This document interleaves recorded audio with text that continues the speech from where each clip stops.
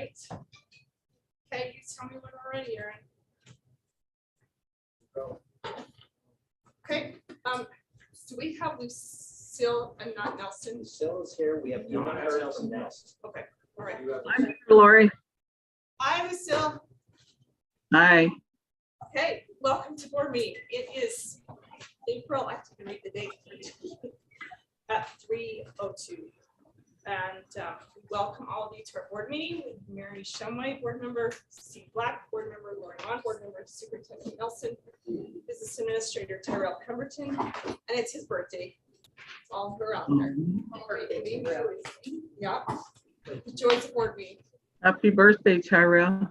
Yeah. Thank you. And we have the rest of our staff with us, so we thank you for being part of this. So I need a motion to approve the agenda. Lucille Cody, motion to approve the agenda. Second. Okay, any discussion? Okay, all in favor? Aye. Lucille, did you say yes? Aye. Okay, thank you. All right, we'll turn the time over to the superintendent for our spotlight. Okay, just two or three things I'd like to spotlight at this time. First of all, I wanted to bring your attention just to make sure you're aware that all of our secondary schools go through an accreditation process. It's quite intensive. When they go through that year of accreditation, it demands a lot of the entire staff. They put a committee together. They really have to really show and present all the things that are happening at the buildings in so many different areas. So it's happened in all of our schools periodically. The most recent one is Minot Valley High School. And this just recently, we received their information that they were again accredited. And I just wanted to share with you maybe just their results. When you go through the accreditation status, you are giving what they call an index of education quality score. They actually give you a score, and the score is going to be anywhere from 100 to 400. It consists of three different categories where they're really drilling deeply: leadership capacity, learning capacity, and resource capacity. So they're drilling down into those three areas. And it says a score of anywhere from 225 to 300 indicates that the institution has several standards within it to improve on. Anything above 275 indicates the institution is beginning to reach impact level and is engaged in practices that are sustained over time. And then they even give you a range of average. The 5-year range for giving this score to schools across the country is 278 to 283. That's the average range. Monument Valley just received a 304. So it's above that 300 mark, and it's above the average, the national average. So we were quite pleased with that and felt that was very evident of the hard work and the things that are happening at that building. So just be aware that that's happening.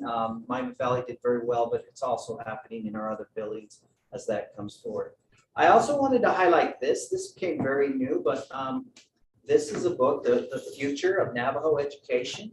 And so we were able to, I purchased a copy for all board members. I just started reading this. I've not read all of it, but I've read through a couple of the entries in here, and it's enlightening and it's just very interesting. Many of them are putting their personal thoughts and their perspective of education and where it can go with educating our Navajo Dene students. And so I think it just is a great book. It's very current, it's very modern, and I think it's timely. So I wanted to make sure the board members had a copy of that to read through. And then the third thing I wanted to highlight is you each have a packet in front of you. If you remember, I don't remember if I think it was in the last board meeting, our principal from Splendid Sky Elementary School showed in her presentation some things the staff and the students were doing through COVID, how they were building kind of some superhero capes and doing some things with that. And I remember President Mon saying something that would be fun to have. And I think she at that point committed that she would get each of you a packet. And so you each have a packet there for your enjoyment and to take and utilize. So that's where that comes from. So that is my spotlight. Thank you. That's good news. And thank you. And Oh, we're I'm not sure of this. Does anybody know this? This is a, Those are super cute too. what's that? Oh, Awesome. that's so nice. So, Well, yes. let's highlight that as well, the special ed department. That's Thank awesome. you. And yes, this is a good part of our meeting. We get to highlight the good things that are going on in our district. So good job to everyone and thank you for our packets. So, all right, we will let you go to the COVID-19. COVID, we've discussed this every month now since March of 2020. And so, yeah, this has been a very consistent item, always usually number one. I think we are at this is probably the best report I could give the board since then, knock on wood. Still don't know what the future holds, but right now we have less than 5 active cases in our district. Our county cases are very, very low. And so that's very positive and things are looking good. The Navajo Nation just issued a new health and emergency order, which moved the Navajo Nation to yellow from orange, which before that it was red. So it's been moving in the right direction as well. The only thing that really changes for schools is our capacity at graduation. We can now have up to 50% of capacity in those rooms. And they have provided some information you may have looked at what we can do for graduation. So right now I would, just knock on wood that things continue in this direction. Things look very good in this with dealing with the pandemic.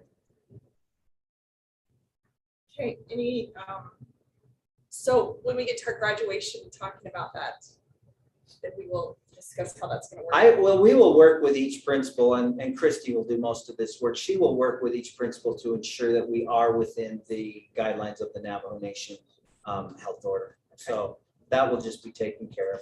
Okay. And it'll be done. Does anyone have any questions? Lucille, do you have any questions? No, I don't. Okay, thank you. All right. Okay, Miss Sheila Alvarez, you get to come to our nice podium. Thank you for being here. Hey, thank you. McCall has just the same papers that we uploaded on Okay, the perfect. system. Just so you can do a little- All right, thank you. Thank you. Oh, this is good. So my name's Sheila Alvarez. I'm lead school nurse for San Juan School District. Along I have Kelsey Hamadou and McCall Adams, both also nurses for the school district.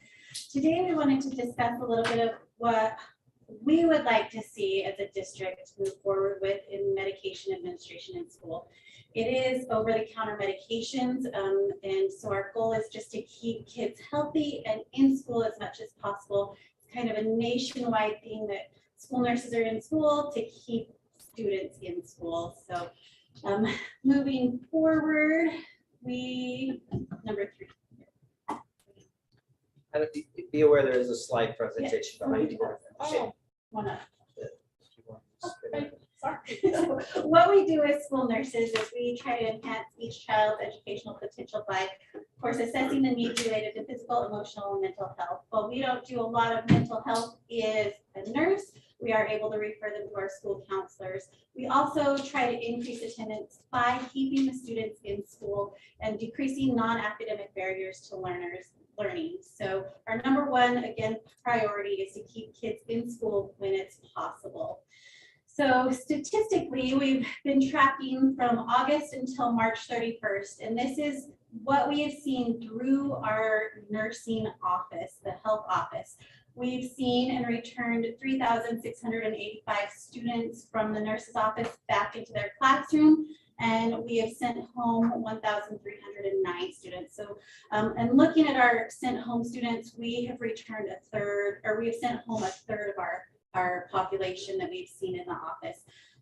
So we're trying to mitigate that and keeping, the 1,300 students in school if we possibly can. In doing so, our solutions would be proposing the following orders of over-the-counter emergency medications in that packet, and then on the website. What our proposal is to be able to administer over-the-counter medications: Tylenol, ibuprofen, Benadryl, Tums, and cough syrup to these students, and being able to do that with a parent's consent. So we don't have we don't want to take the responsibility of parents away. So we want to have them authorize that we can administer these medications. A while back, it was taken away from our district and it was only allowed that we could do Tylenol and Motrin in secondary schools. So we want to add that back K through 12. We've got a detailed kind of standing order policy that our school district physician has discussed with me, that we can actually go down to a student that weighs 24 pounds and maybe administer some Tylenol at the request of a parent. It's not to keep a fevering student in school. If we look at the whole, a fevering student is a student that is considered contagious. But in talking and a close experience that I had 2 weeks ago, I had a student come into my office with 103.5 degree temperature. Once we hit 104 degrees, it's considered a febrile temperature, that they can have a febrile seizure. So if we can prevent a seizure from happening by administering Tylenol prior to the parent getting there, then we've prevented a 911 phone call. So we would still send that student home, but in this specific case, mom was working in the field, dad was out of town. We had to contact the emergency contact, who was 2 hours away. So we had the student in the sick office, ice packs under the arm, ice packs around the neck, just to prevent that seizure from increasing to a seizure threshold. So benefit would be Tylenol, reducing that temperature, keeping them in the sick room, but making them comfortable. Seasonal allergies, if we could treat seasonal allergies by Benadryl, that's what we want to do. If we've got a lingering cough from an illness that is no longer contagious, but it's disruptive to the class, maybe we can give them cough syrup. And then, of course, Tums. We've got all kinds of kids that come into the sick room with belly aches. Non-diarrhea, no temperatures, maybe they had test anxiety, but if we could acknowledge that, yes, you don't feel good, we can give you Tums to help with that belly ache, and then we can send you to class. We don't have to send them home. McCall had an experience a couple weeks ago that the student legitimately had a belly ache, or no, I'm sorry, hers was an allergy. Mom wanted us to give some Benadryl. We couldn't do it. Mom comes in, gives Benadryl, and says, you know, I might as well just take all the students home, all my student and all of their siblings, because I've already made the trip to the school. So there we've just sent home 4 different students. So if we can eliminate that, then we can have the students in school a little bit longer and make them a little more comfortable. So in this proposed change, I've made some additional changes to the policy to 6330 in stating that it would be over-the-counter medications, and that it would include Tylenol, Motrin, ibuprofen, or Benadryl, calcium carbonate, cough suppressant, and those are the, no, sorry, go up a little bit more. We already give those medications as topical treatments. And so those are just continued on through our district of, you know, any kind of sunburn gel or anything that we can clean wounds with, Band-Aids, steam relief. But if you'll scroll down more, this is what we're looking at changing. So we can do some specifically dextromethorphan cough syrup, because it's Delsum, it's highly approved in students. It doesn't cause drowsiness. It doesn't, most students don't have any reactions to that. Acetaminophen, we're going all the way from a liquid form all the way up to a chewable or a regular tablet form. So we can go from 25 pounds all the way to 96 plus pounds. And again, we want to stress that this will require parents' permission to be able to administer these, but it also, we feel that it'll eliminate the chance of a parent having to take off work to just go home, have their student be given Tylenol, and then they just sit home all day, because obviously the Tylenol is going to make them feel a little bit better. We have an injury, minor injury on the playground, sprained ankle, that, you know, we just see a little swelling, we can give an anti-inflammatory and put an ACE wrap around it. So that's, Can I jump in real quick? yes, Just, this is not a standalone thing that the district is coming up with brand new. I believe this example came from Wasatch. Wasatch County School So maybe District. you have your red line and clean copy of the policy there to review. So when the parents opt in, so what I like say my student what I do at the beginning of the year, now the opt-in stands for the entire year, and do you have to renew it each year? So we would How does ask that that work? they do renew it every single year. And even if they do opt in, that's kind of our first step of seeing, oh, they've opted in. Uh-huh. Let's call the parent and Okay. see what medication, if they want us to adjust the dose to a lower dose. I wouldn't be able to adjust it to a higher dose because it wouldn't be authorized by our physician for the Sure. district, but we could always go lower if they wanted us to try that.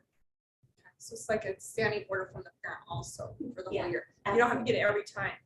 So we would have them sign, but every time they come in for a medication, we would call the Oh, parent. okay. So they would be on notice that student's not feeling good. And, you know, they are taking Tylenol. So if they get home, they're not redosing them with Tylenol if it's only a 2-hour time frame. We would give direction of, you know, you have to have Tylenol 4 hours apart and ibuprofen 8 hours apart. So we would make sure that the nurses are also educating the parent when we get the authorization. Okay. Do you guys have questions? Are you ready for questions? Yeah, go for it. Yeah, go ahead. Did you say that you were previously able to do this in the elementary school? but then So it was as taken far away? as my understanding, prior to me starting with our old school nurses, we had Tylenol and Motrin orders for elementary age students. And then when we had one nurse to cover 12 schools, it was just too much and she eliminated that from the policy, was my understanding. Correct me if I'm wrong.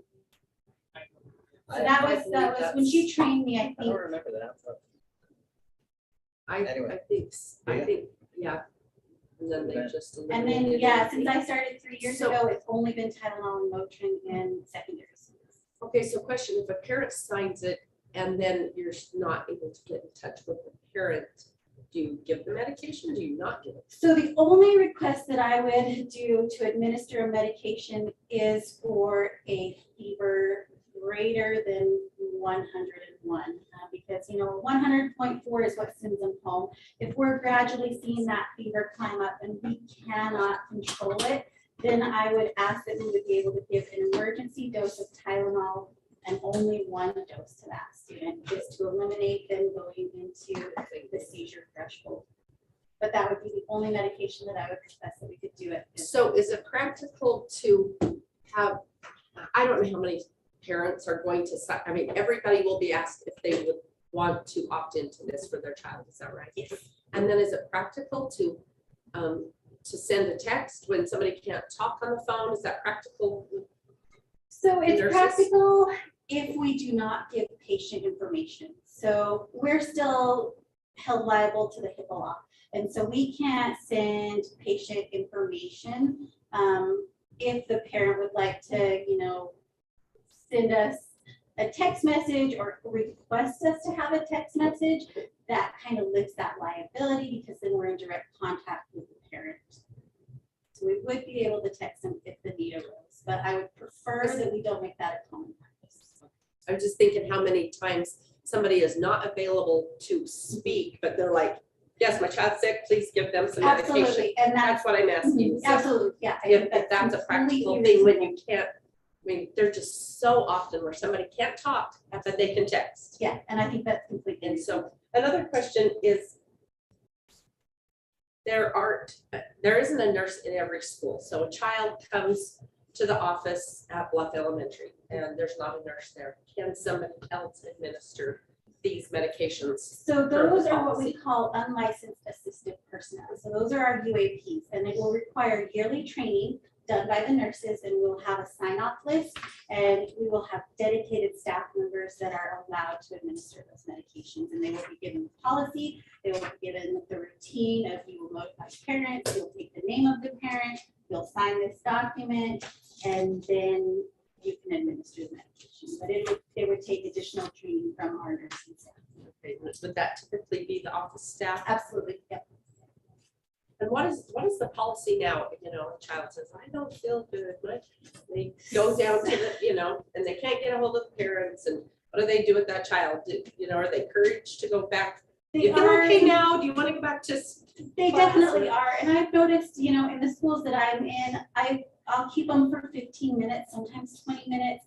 If I notice that they're starting to play around, get a little fidgety, I definitely try to send them back to class. You know, if I see them a second time, then I try a little bit harder to get a hold of the parent.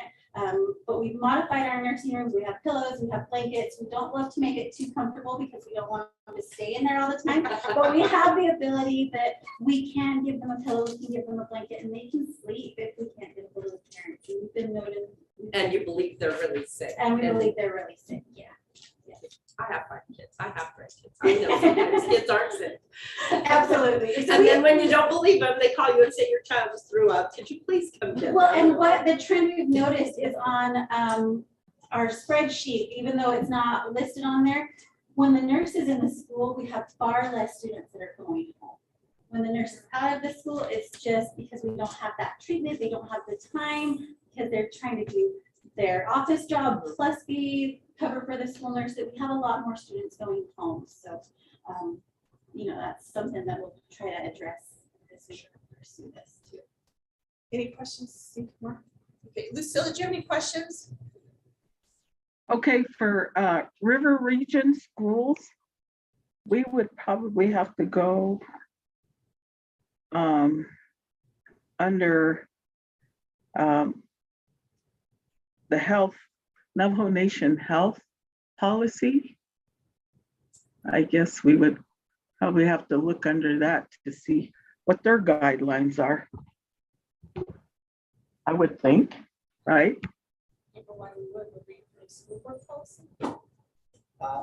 We could look and see if they are different, and see, but the guiding policies are set by this board for our students, but we try to be very collaborative and work together. I'm not certain if their policies are any different or not. We need to look into that, Lucille. Are students allowed? Okay, I was wondering because I guess, you know, people do observe us and we want to keep Navajo Nation in the loop on stuff like that. Definitely.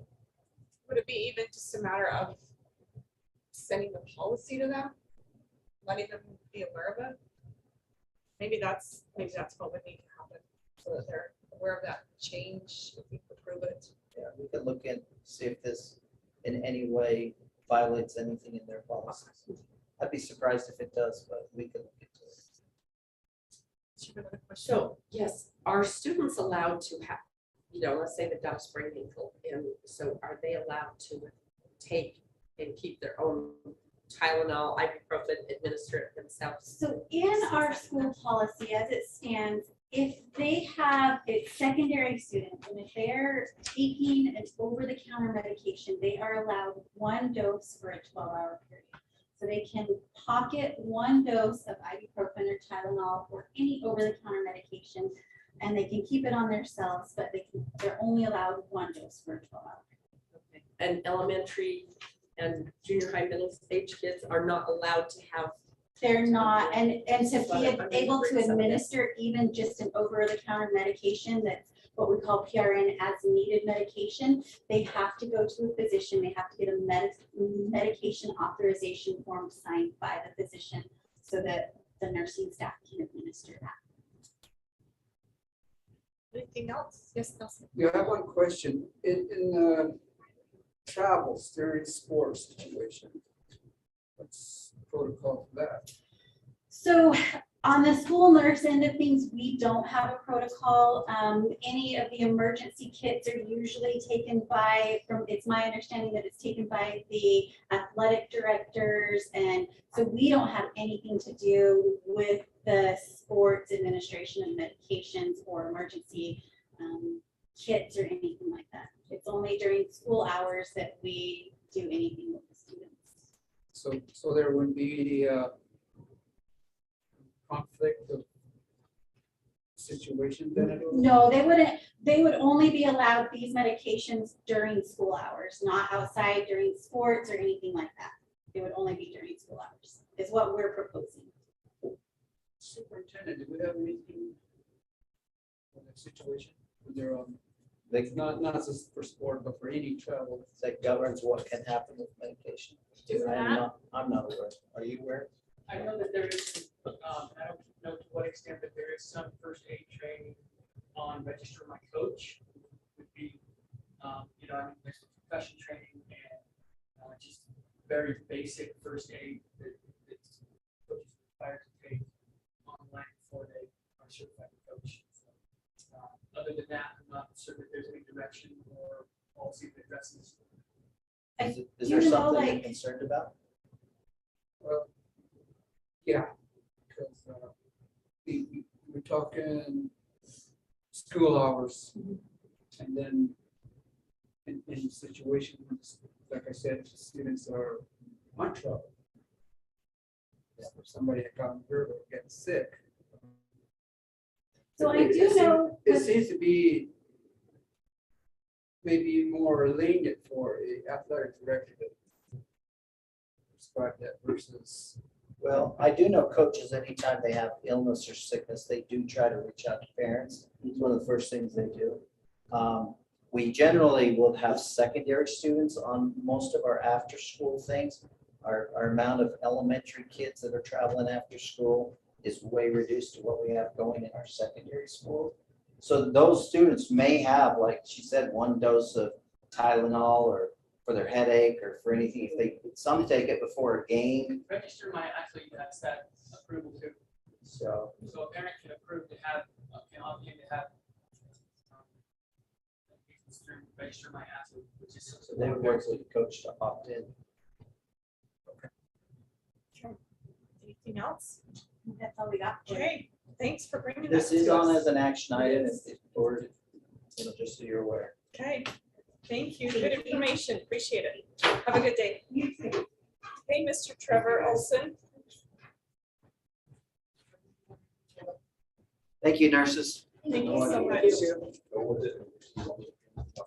All right, you get number 3 and 4 and 5. That's all right. You sure can. So we are well ahead of the game, but we wanted to get school board input as we move ahead with any challenges or any feedback that you have for us. We are going to approach next year the start of the administration of the 2023 Sharp survey. And I know we've had some questions over the years about best practices, how to get parents informed, and really get the word out there of how that's used, what we use that data for, how that helps us in areas of prevention, and answering questions with parents in the communities that may have questions about those surveys. So we will start in the fall receiving parent permission slip for our students to take that, and that is for 6th, 8th, 10th, and 12th graders. And so each one of those students will have the opportunity to have a parent permission at registration, and then those parent permission forms go out again during the school year for anybody that had missed it, wanted the opportunity, a second opportunity. With that is the questions that we have attached to those parent permission forms. A lot of times it's a lengthy survey and it does take some time to go through that, but all of the questions are attached to those parent permission forms and sent out so that parents know what those questions are. A lot of the challenges that we foresee is a parent signing off in the beginning of the year and then not looking back through those questions or having questions come up later, not remembering or really trying to keep parents in the loop as much as possible about those questions. The good majority of them are about risky behaviors, drugs, alcohol, tobacco, risky behaviors that our students may be challenged with in their communities. And so it does ask very specific questions about how substances are affecting our communities, or how our students are accessing alcohol, or how often they're smoking, or challenges there that they may be having. And so as we start this process, some of this is information that almost all of our prevention efforts in the school district are really driven by the Sharp survey. So what type of curriculum are we needing to have in our schools? What type of, when do we need to start prevention efforts, at what grade level? How our social workers, counselors, teachers can address bullying issues with our bully blockers, what age level is appropriate to start addressing some of those issues. all of the funding that, almost all of the funding that we have in federal programs, we use Sharp survey data to show that our students are in need of a certain type of a program or certain type of support system. It also talks about mental health. Our students have been showing higher tiered services necessary for our schools, so they're reporting that they are in need of a higher level of care. They're also reporting over the past couple of years that they have higher thoughts of suicide, sad feelings, depression, that they are not talking to other people about it. So even though they have a teacher, a principal, or a social worker, or a counselor, they're keeping that to themselves. And so we're able to track and monitor if those numbers are coming down with our attempt to have social workers and counselors in the schools.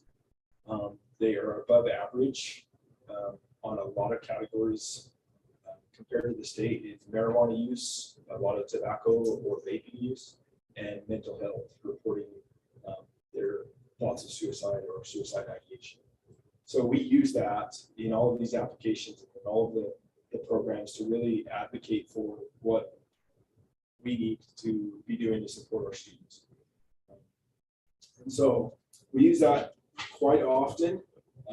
And because of that, we've supported that. Our county prevention efforts have supported that to be able to advocate for our parents and students to be involved and to answer those surveys in order to give us feedback in each one of the communities. In 2019, we were able to work with the Navajo Nation IRB to be able to have the Sharp survey administered in our river region schools. That IRB was closed during the 2021 administration, and so our students in the river region did not take that. There is currently not a process to have that approved with the Navajo Nation IRB, which means this survey would, until that would open up and take place, it would just be our Navajo region schools that would take this, unless the IRB process opens back up and allows us to participate in that process again. That is that regarding data sovereignty and being able to be transparent with the Navajo Nation to analyze that data and be a partner with that data as we collect that. I do know we have a great countywide team that if that IRB opens back up, it would be a team effort to see if we could do that again. But that's not the plan at this time. So with all of that, we do want school board feedback on any questions, or a lot of times when we do have that survey or parent permission form, there is questions to the school board, how we use that data, what is it for. Students give anonymous information that is kept anonymous, but it does ask students how they identify, what are their, where they may be able to access drugs, alcohol, how they're collecting that, what challenges they have in the schools. And so a lot of times parents may have questions that they have with some of those questions. We do have the opt-in, so every parent has to sign off on them to take that. If the parent has any concerns or they don't want them taking that survey, it is not mandatory. So we try to do the best we can to get the message to our parents. With that, are there any questions, concerns? We would start that process at the beginning of the year, and that survey would be taken in the spring. And so part of this campaign will be getting the message to our parents, starting registration through the spring when they would be taking that survey. Nelson, any questions? Are these surveys updated annually, or? Almost all of the questions have stayed exactly the same so that they can compare them from year to year. They are evaluated and we are notified of any changes. The superintendent is officially our the person to sign off on any of those changes. We are allowed to add a question if we feel like there's an at-risk question that we want to add, but the superintendent is notified and I'm not aware of any changes. In 2019 is the first time that they asked students how they identify. So that was new to us in 2019. And that was the only change that I've been aware of in the last two surveys, which was 2019 and 2020. My biggest concern, the problem would be in the areas of mental health due to COVID. And that's why I asked the questions, if these questions are updated. I've read over a lot of stuff that you were alcohol, smoking, tobacco use. So, but with this COVID, a lot of trauma. That's why I asked that question, if that's been considered and put into this new survey. The other question we have is the, what's the acronyms for that IRB? The research board. So any of the research projects that we collect or analyze any data with any other organizations, we're obligated to go through that Navajo Nation board to receive permission for that research. So the survey is not being done by the River Region schools, Correct. but what about the students that are being bused into blending? Are they still given the same opt-in? Yes. Out? Yes. So 2019, we were able to collect more information from the River Region. San Juan High School and ARL Middle School is able to collect survey information from a good majority of the students that are Native American that attend those schools. And so that does give us some good information. But it's not as valuable as collecting the information from White Horse and Monument Valley High School.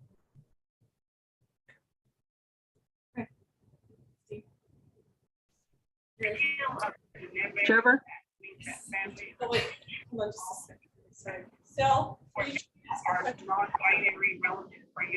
Trevor, I have a question. Go ahead.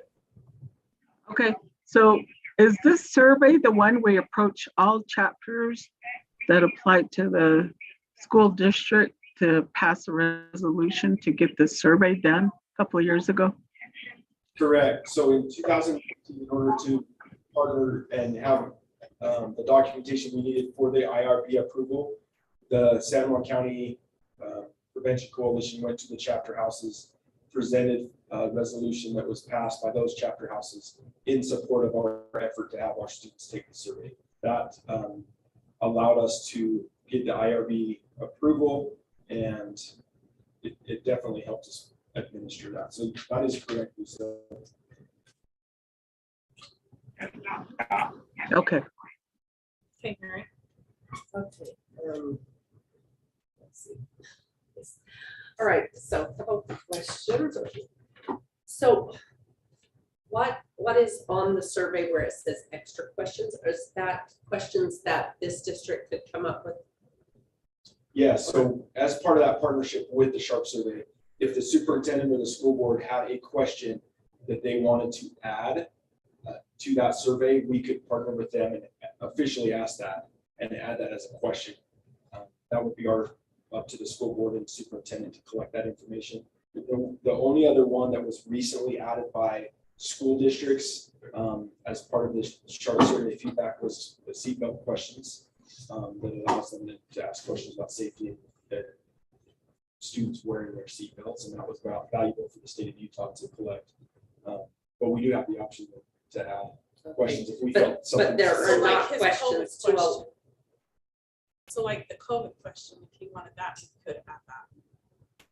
Correct. We could ask some specific to our county. But- Yeah. So there are no questions currently from 2001 to 2020, or not 201 to 220. There are not questions, but that's an option for us to have. Okay. Did I understand right when you said with the consent form, there will be a printed survey available for the parents with each consent form? It will be printed and given to the parents? Yes. Including all questions. So all the questions will be attached. I like that. I would like to suggest also on this dear parent, right at the top, to say, please read the survey questions before you sign this consent form. I'd like it to be very explicit because that's what we ran into with parents like, oh yeah, they're signing up their kids for school, you know, sign, another paper, I've got 4 more kids to do, you know. They're like, write checks, sign, and then those, Then their child Those- came home and told them about a question. well, they were at home and Yeah, pulled they that were, up, that's right. They and were they doing were. this at home. Yep. And so I love the idea, which you've already started, of being super transparent with the parents, so that there's, you know, let them make the decisions. If they're, I think in the past, that 2 years ago, parents would have liked to have seen those questions not on the survey at all. I'm not opposed to those being on the survey as long as the parents know that they have the right to opt them in or opt them out, and we expressly tell them, don't sign this without reading the questions. And so I would like to suggest that, and then parents can make their own decisions. I don't care what they decide, as long as they're not surprised. So there's the 2 different tests. Is one, the one doesn't ask about sexual orientation, how they identify as, you know, I mean, it's twofold. It's identification and sexual orientation questions. So part of their process with Sharp and Mary Johnston has been great to work with us, and she's willing to at any time come and present or to join virtually.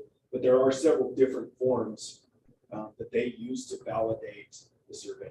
And so there's a Form A, a Form B, a risk behavior survey that select students would take to validate the survey results. And so that's why all of those are attached. Okay. We have looked at different, it's been a great thing for student services to go to a digital registration where parents can go through that on their own time and read and evaluate.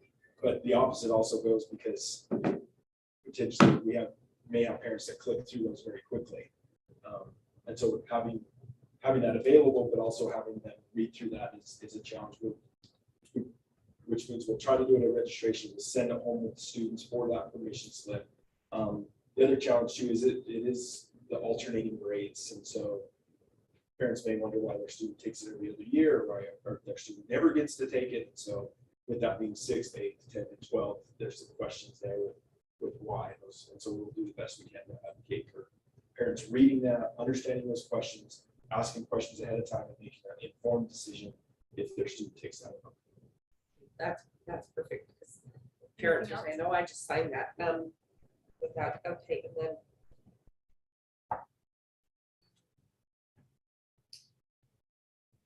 how, is there a way to give direct feedback to these questions to the committee, or who?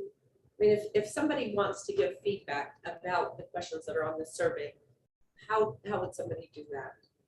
So our contact that we work with, her name is Mary Johnston, and she works with Bach Harrison, who helps administer that. There's ongoing feedback. They're always. Would they contact you? Would they, I mean, what? Yeah, my name is on most of this information, with questions specific to our district administration, but any questions there would be referred to Bach Harrison and Mary, who's our contact. Has been great to help answer. Okay, one of the things that says is your child's participation is completely voluntary and confidential. If your child does not participate, he or she will not be penalized or lose any school benefits to which he or she will otherwise entitled. Will this be incentivized by, I mean, do we, is that eliminated for any school or staff member to incentivize it and say, hey, if your parents will, you know, agree to have you sign this, you get this, or you get that? I mean, somebody's not punished, but Throughout the state of Utah, there has been in some incentives or student prizes for students, but we have not opted to go through that process or incentivize it in any way. The classes, the largest classes with the majority of students eligible, are often the ones that are impacted. So that time, it's usually the majority of the students that either opted in or opted out, and they create an activity for that. But there, we haven't been incentivizing in any. We could, that is something we could do, but it's not. I prefer that it not, just so that people, so that kids aren't begging their kid anyway. And then one more, let's see. So what do the students do who aren't taking the survey, and can parents be notified so that they know when that's happening in case they have a need for, let's say they need to make a dentist appointment and their kid's not taking the survey and it would be a great time for their child to miss school.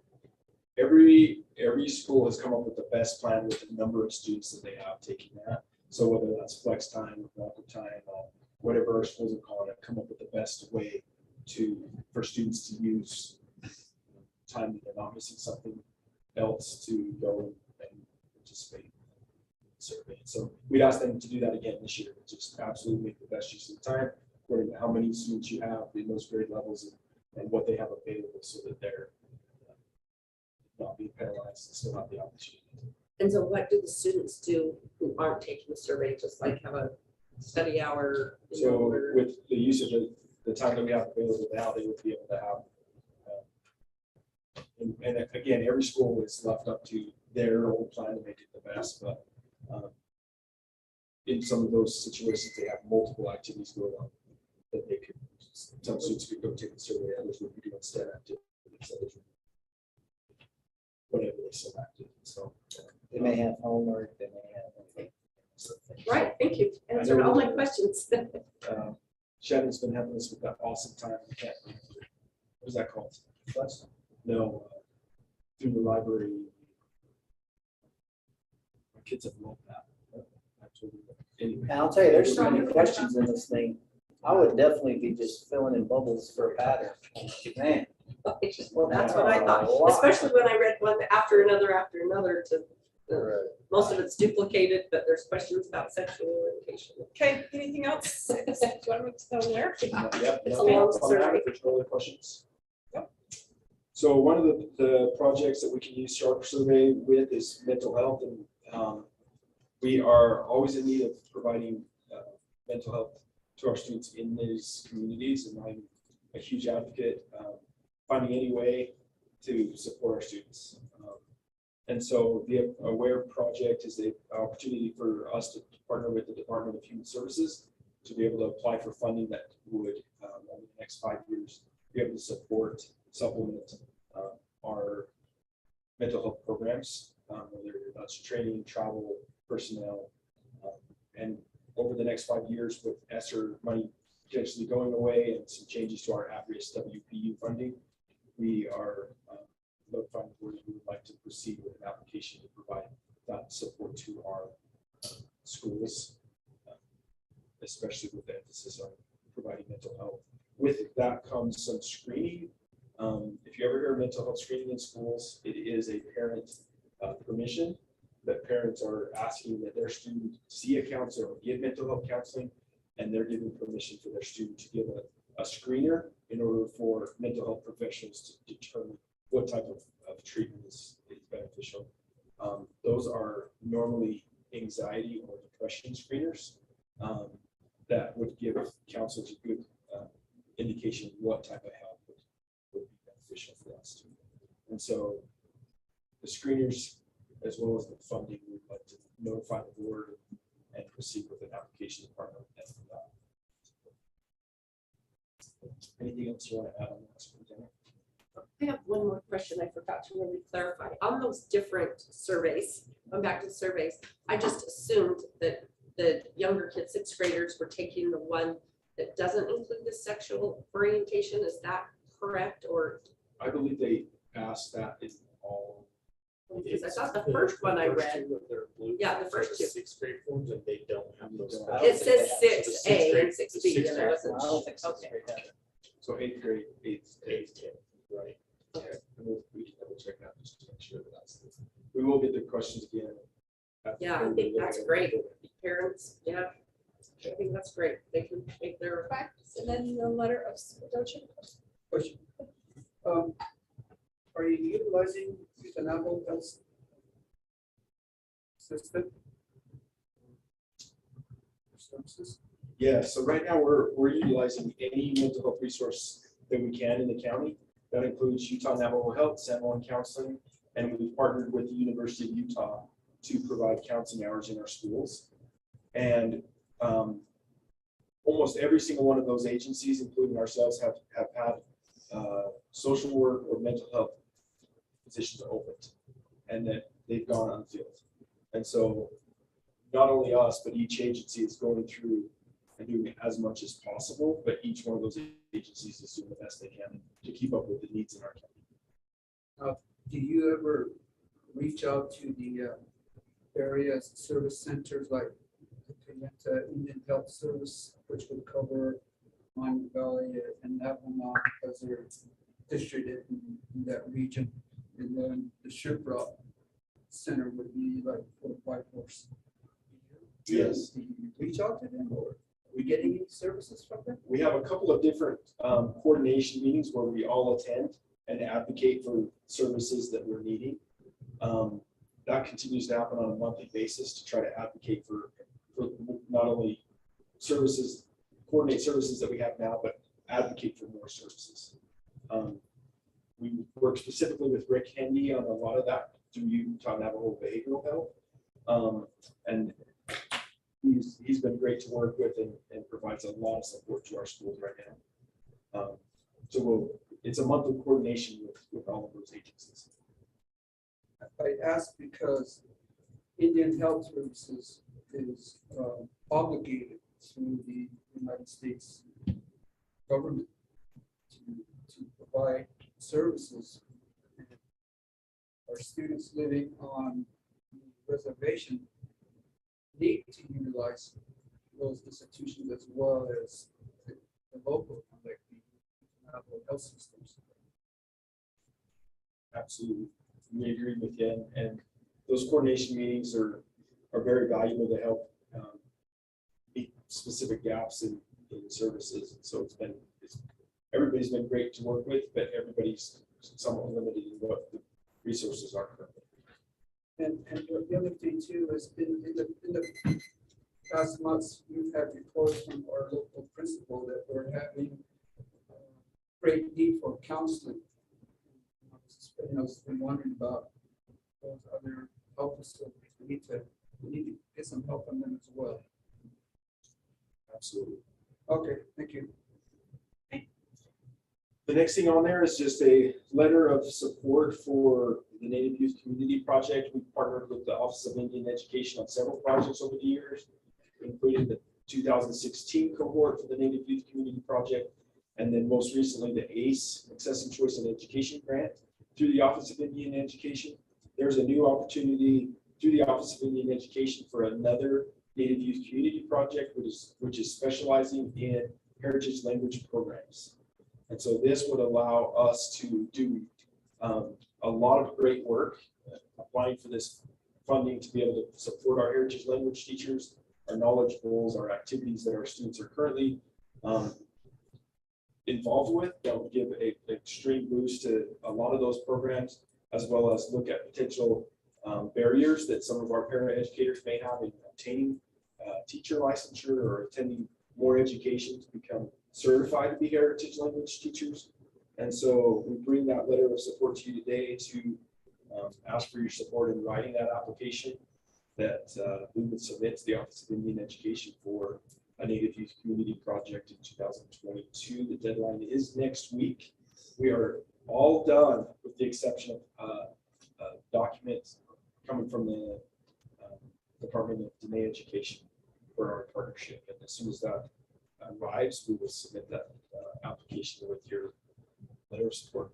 So this letter of support is it's an action item. Do you have the document here for signatures I do. at the end of the, okay. Oh, there is, okay. Just want to make sure. I So have if- one copy all here. right. And you're welcome to sign for us. Okay, And we'd love for you to make it an action item, approve it, and sign off on it this evening. thank you. Yes, go ahead. When you get these type of services, I for one would like to see a little bit more in detail as to how you're going to use it to benefit our students. Are there input from Native parents?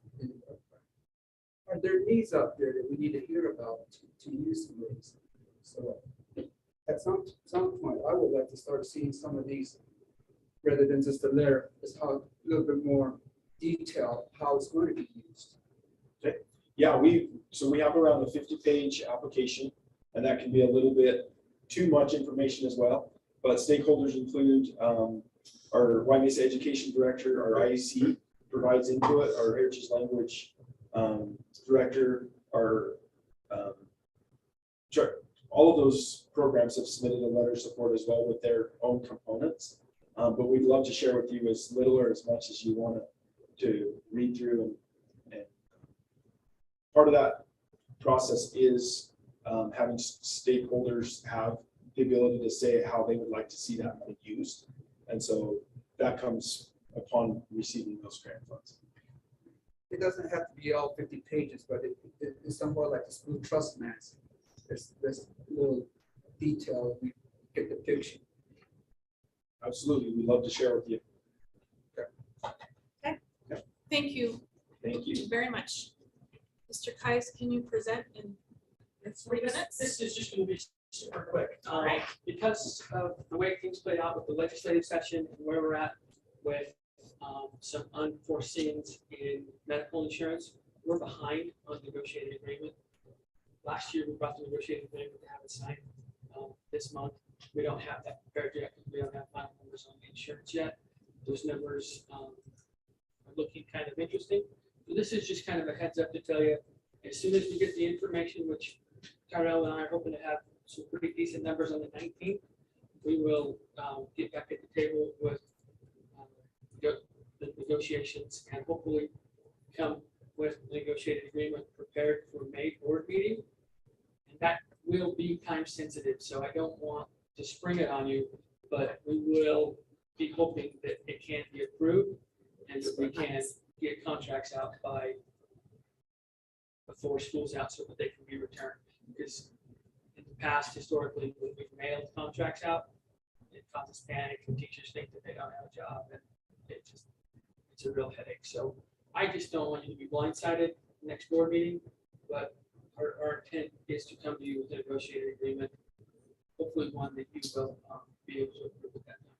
So and I'm sure the superintendent will keep you updated in his weekly updates as we get closer to that. Okay. Any questions for Well, her? I have a question or a request. If, I guess a question, will you be working simultaneously with on the negotiated agreement and then the budget that you will bring to us, the superintendent will bring to us the end of June?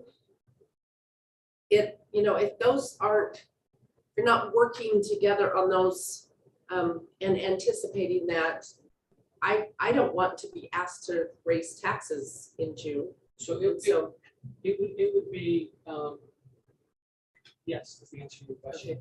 It would be in concurrent with The we legislature. are estimating this new money in these areas, and this is what we have, and this is what programs we have to pick up, and this is what insurance costs, and it would correlate. It would be separate at the time. Okay, thank you. Okay, thanks. All right, we have, we're going to drop down to our reports. So, Christy, can you hear us? Should hear Julie too. Yes, and Julie and I are in the same room, so we're going to swap off a little tech here because she's going to start us out. Welcome, Julie. Well, hello, everyone. Christy and I are so happy to be able, oh, whoops, hang on. Can you hear me okay? Good. Very good. Can you hear okay? I cannot now, but I could before. Can you hear us all right? Yes. Okay, very good. So we are really excited to be able to be with you tonight and to share some of our highlights of our goals from this year. And what we would like to do, we've been asked to kind of do this presentation style. So what we'll do is we've got it broken into our 3 goals that really encompass our work this year. And then we are going to, I'll go over the first goal, and Christy will go over the second goal, and then we're going to kind of open it up. There's a lot of data under goal number 3. And so then we will share that goal number 3 and open it up to any questions. So the 3 main goals, this is on slide number 2. The 3 main goals that we've had this year district-wide have really been to with each elementary school, we've wanted to look at a differentiation model for tier 1, tier 2, and tier 3 to improve student learning outcomes for both early literacy and early math. So that's been our first goal. Second goal is really to develop and implement systems of differentiation for all 3 of those tiers again, but specifically looking at our EL populations, so our English learner populations, and our SPED populations, our students with disabilities. Those are our 2 areas with TSI and our TSI schools and turnaround needs that we are specifically needing to focus on. And so that was our second goal. And our third goal really is a collaborative goal with taking into account all of our principals, the school leadership teams, professional learning communities, all of our advocacy teams, and really working with them to support one another in using data cycles and really looking at student feedback and progress monitoring, data analysis, and utilizing those things to really make data-driven decisions. So that was our goal number 3. So I'm going to jump back to goal number 1. And on slide 3, some of our initiatives to support goal number 1, to really look at these outcomes for early literacy and math, have included the letters training. So this has been huge, and I know we've had multiple conversations over this last year of getting letters to a point of implementation. And we are really excited about the learning that is happening with the letters training. Teachers are all they should be on unit 3. So you can see on those outcomes, the percentage of teachers that have completed, which is really successful. Most of them are just finishing up unit 3 right now, and then we'll be moving into unit 4. They have allowed some options for teachers to move ahead, which is great. I don't know that we could have done this successfully and had teachers really feel that they're getting meaningful support through this process without putting into place the professional development days that we were able to give them through your support, and also being able to provide them that time just to learn on their own, so that they could really be prepared for their learning sessions. So I think that success rate is really reflective of that support as well. The K-3 Letters Learning Initiative is going to continue. So our first cycle is a 2-year cycle. With the new legislative session, we'll be able to spread that out over 3 years for our next groups that are coming in, which will be really helpful. But letters is here to stay with the state, and here to stay as far as really supporting our teachers and having them trained in K-3. We are having upper grade teachers that want to be involved in it. The state is looking at taking that to the legislature at some point so that possibly that could be funded as well. But it didn't happen this year, and they're not positive about next year. So they're going to be looking for, how things turn out, what the data looks like with the K-3 implementation to be able to push that. But letters has been a huge piece of this initiative. We have also had instructional coaches, 2 amazing instructional coaches in our regions this year. And what a difference it has made to work one-on-one with administrators, with our K-3 teachers for not just literacy, but math purposes, and really being intentional. They are working on their math. One of them is working on their math endorsement. They're both working on instructional coaches training. They're also, they're at the schools, site-based, working side by side with teachers and with principals every single day. So that has been a huge support. Our Acadians reading and math implementation, this was huge for our teachers again and our administrators to push this out at the beginning of the year using 2 brand new platforms. But we have all of our teachers are trained. They are administering the assessments. We have some that have moved to data analysis training, and some of our admin and teachers are also moving on to the mentor training. So what we're trying to build support in that area and build capacity so that within our district and within our schools, we have site-based support to move that work along. A couple of things we're super excited about, our leadership PLCs and our grade level data meetings. These are something that have really been needed, and something that with the early literacy early math plans has really pushed us to another level of looking at our data. These are meetings that we're holding with administrators, with teachers. This is in additional to PLC time that is focusing specifically on data, progress monitoring data, benchmark data with Acadience math and reading, and really giving us the time to sit down and talk about our data, talk about strategies, share students, and really be able to plan and support our paras and our teachers with their instruction. So these leadership PLCs have just been crucial, and our principals have really taken a hold of this and really made it come to life. And it really should be, led by each school. And so with their coaches, learning coaches, with our curriculum director, Christy, and I, we have all been there to support it. And these are making a big difference, just to focus on our needs and collaborate together. On slide number 4, this is really just an overview of where we're at mid-year with our Acadience reading data. So you can see that we have 12% of our students at mid-year in kindergarten that have met. This is our district level goal. This is not a state goal. This is generally low, and we'll see a lot of progress by the end of the year. This is the goal where students move from sound by sound reading a CVC word into just blending, just to get a word in their head and they say the full word. So we're anticipating a lot of growth there. First grade, we need to improve by 5% by the end of year. This is their overall composite score. So we need to be at 47 at a minimum by the end of the year for that. We're beginning of year for second grade was 42, mid-year was 43. So we've got a bit to go to make that 9% in second grade.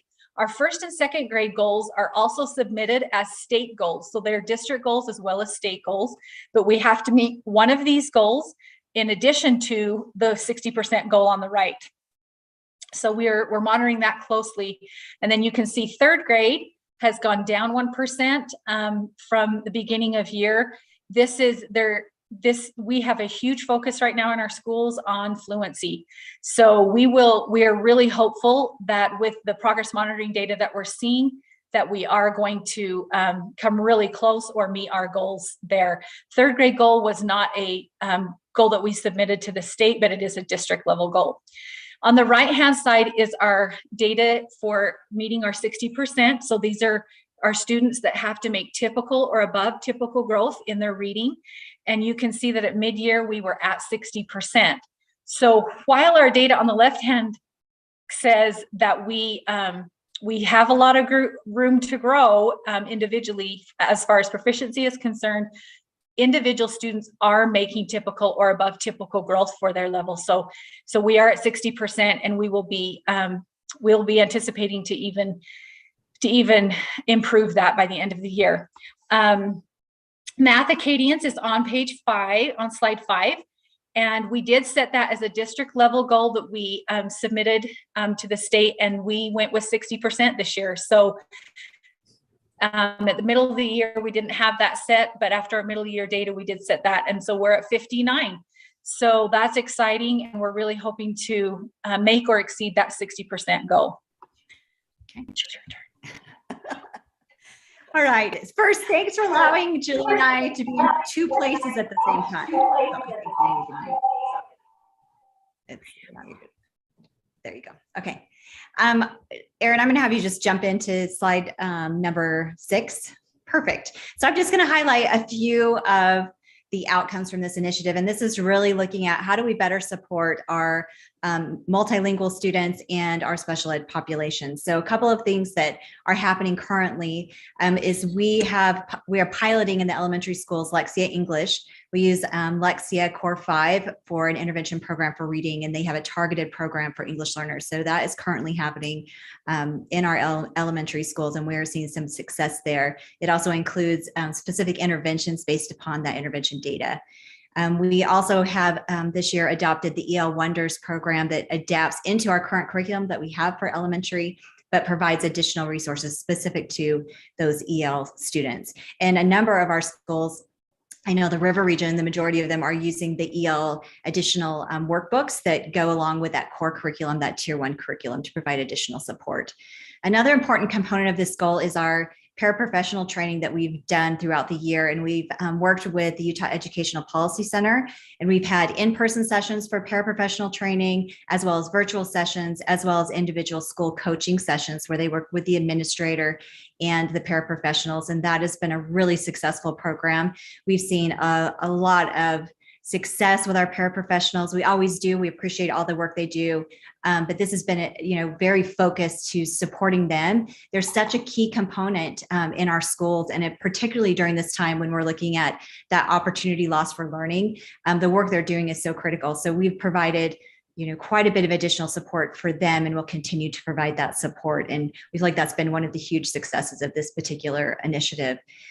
Also, as part of this is really looking at our 90-day plan template and how do we improve that. We worked with administrators last summer and going into the fall to say, we use this 90-day plan template and it has these components we need to keep. How can we make it more user-friendly? How can we make it so that as you take this plan to your school leadership team, how does it become more successful in just how the plan is written, how we communicate it, how we track it? So we also worked with another consultant to work with that plan with our principals and do more training and adapting that plan. So as you see those plans coming out for the next year, you'll see that there are some changes that are making it more clear, easier to have the plan not just be a one and done, but it's something that they work with throughout the year to really implement in their school. So that's been a huge success.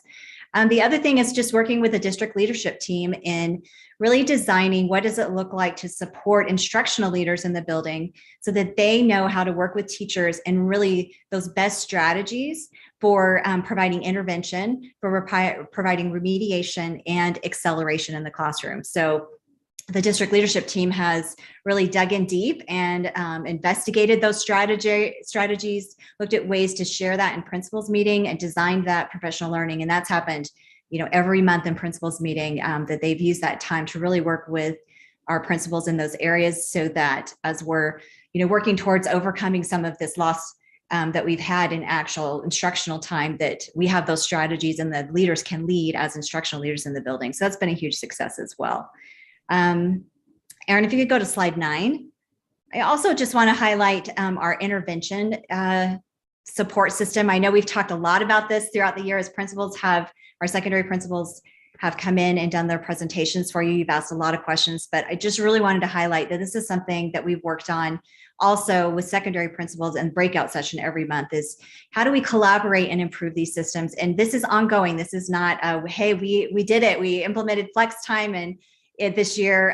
It really is a process that we're continuing to work through. And every month we come back with data saying, this is how many students are on the low achievement, or this is how many students we moved out of the low achievement for our schools. And here's how we're doing it. So this has been really exciting to really see where we started this big change last year and really digging into the data with those principals to say, wow, look at where we are now going into fourth quarter for achievement and what we've been able to make up in any students not receiving initial credit.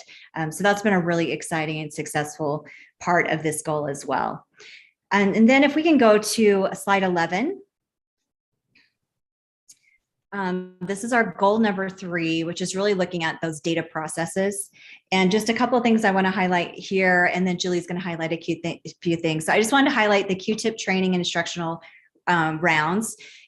Each year we continue to support our Q-tip teachers in the River region through additional training and supports. And, at this point, we have a number of Q-tip teachers, 75% of them who have been here for multiple years of receiving this additional training on being an instructional lead teacher in the building. And part of that initiative is doing what we call instructional rounds. And that is where they take a specific area they're working on with their teachers, and then they go and collect data actually in the classroom as a team. So they're going in and observing, collecting data on those very specific initiatives. Then they're bringing that data back, highlighting and celebrating the successes that they've made in progress, but then also looking at and saying, okay, what do we need to do next? How can we continue to support teachers to continue to improve whatever that specific instructional initiative is? So it's been really exciting to see those instructional rounds. I also want to add that while our mountain region does not have Q-tip teachers per se, they do have other teacher leaders in the building, and instructional rounds are being implemented in a number of our mountain region schools. Julie's been working with them and supporting that. So we're seeing the same process impacting, the majority of our schools throughout San Juan School District. And it's exciting to see that in place and the growth that's occurring from those instructional rounds. The other thing I want to highlight is on slide 22. And I'll refer to slide 21. These are the measures that our two schools that are currently in state turnaround, just so you know what they're being measured on to get out of state turnaround, is on slide 21. But I wanted to highlight this slide because we do have Navajo Mountain and Sabina de Sky Elementary that are currently in school turnaround. They just these, you can click on the videos if you haven't already, but those videos will show you what was given to the board as updates for April. And then in June, they will be doing a longer presentation, also looking deeper into data for the year to request to get out of turnaround. At this point, we're really not sure exactly what that's going to look like, particularly for these two schools that have not had end of year data for the past 2 years. So I have provided some of the data that's come from the Evaluate platform, which is our platform we're using as our data source. It's going to be really interesting to see how the state decides to determine, getting out of turnaround. Part of that will be end of year data this year, but we're not even sure how they're going to evaluate growth data because I don't know if they're going to go all the way back to 2019 and decide that data is going to help determine growth data compared to this year. Those measures, I don't think we really have a clear idea of what that's going to look like. So we're just moving forward to make, as much growth as we can and be prepared to have data sources to share what information we do have. If for some reason, neither of these schools, if one of them doesn't get out, it could be similar to what has happened in the past where there's an extension for a year. And it's very likely that could be where we end up is that both these schools get extended, which would just extend the work that we're continuing to do anyway. So, that is a good possibility. And then I think Julie's going to talk to us for a minute about A2A and Utah Online School, give us some updates for that.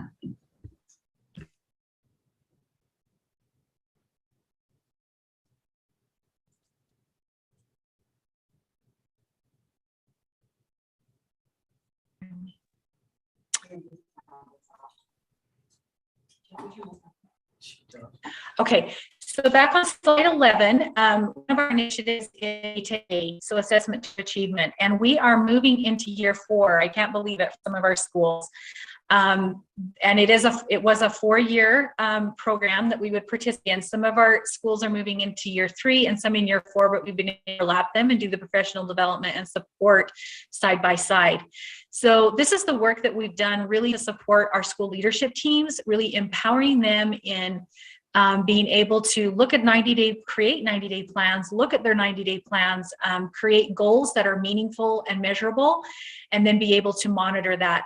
And Christy mentioned earlier that we spent a lot of work this year with principals.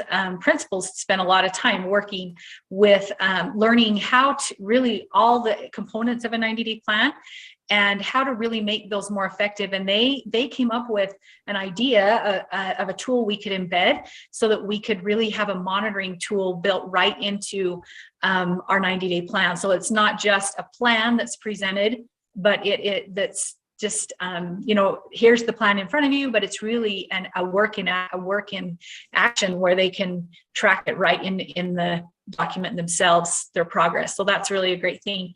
A2A, we have been focusing on that. And next year, teams will, be able to choose site-based, whether they work on questioning, whether they work on student feedback. We will continue with the strategies that we've really worked hard with teacher clarity, success criteria, rationale, learning intentions, all of those things will continue. We're just continuing to layer best practices and embed those within the school leadership teams. And then they filter those out through their teacher teams. Next year, they will also have an option to look at student agency, which really is looking at knowledge and skills and habits that students have to really be more successful individually. So that will be an exciting piece that they could choose as well. I wanted to highlight on slide 12 and slide 15, you can go to either one of those, Erin, but slide 12 highlights our elementary and 15 our secondary for our UOS online learning options. So we are continuing to partner with Utah Online School, which is Washington County School District. We receive all of the WPU. We just pay them a fee for per student, per course in the secondary, and then per student in the elementary. We're down to 42 students in the elementary that are accessing online programs, and 14 in the secondary. We also have students in secondary that are accessing our Edgenuity courses and then being monitored with teachers of record at their own buildings. So we found that that's really, most beneficial when we can have a connection directly to the school. However, UOS has done a great job, has been a wonderful partner. They keep tracking sheets where we know, they've reached out to parents and exactly how the kids are doing on a weekly basis. Those tracking sheets coordinate with our counselors and site administrators are able to follow up with needs. So it's been a great partnership.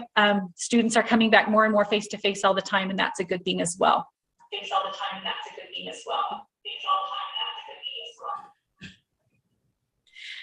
And let me just touch really quick on slide 24. Slide 24, I just want to let you know, these are some learning opportunities that all of our teachers and administrators have access to this summer. These are amazing opportunities that are that can offer them additional professional development and learning directly related to 90-day plan goals, district goals. And so those are, I want you to just be aware that those things are happening. Not all teachers or administrators are, of course, attending all, but they're picking what fits their plans and their needs and having the opportunity to do that. I will just highlight really a celebration and then turn it back to Christy.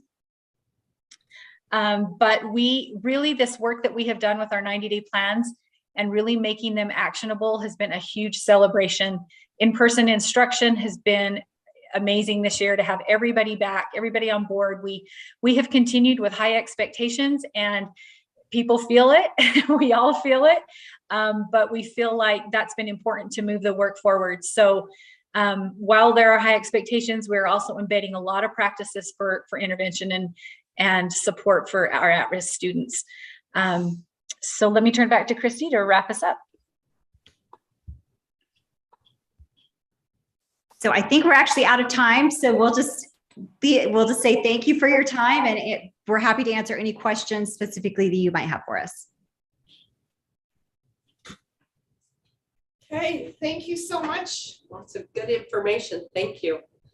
You're both very busy, and we can tell by the work you're doing. So thank you. Thank you, And Julie and Kristen. we're going to keep you both on. We are going to move to the land trust plans. Oh, sorry, Nelson. He had a question. I have a question. Can you hear me okay? Yes, go ahead.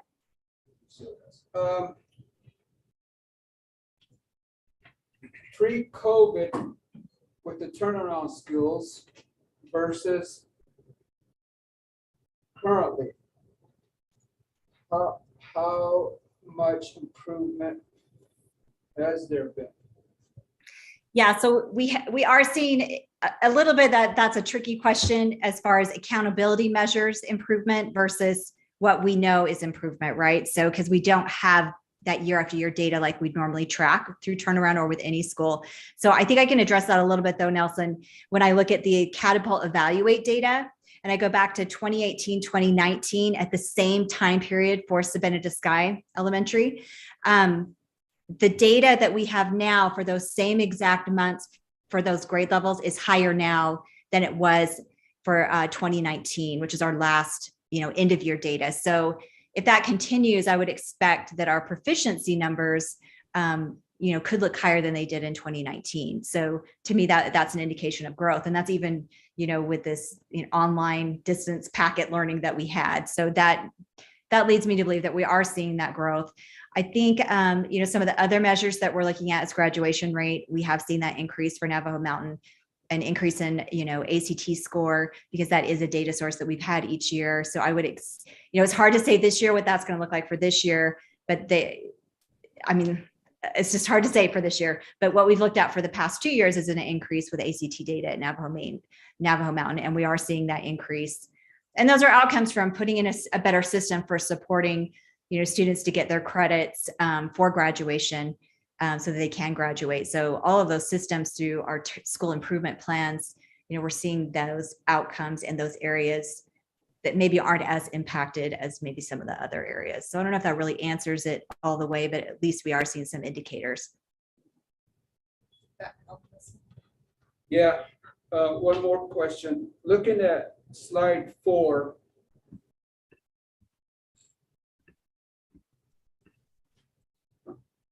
The numbers seem to be still low to me at TES.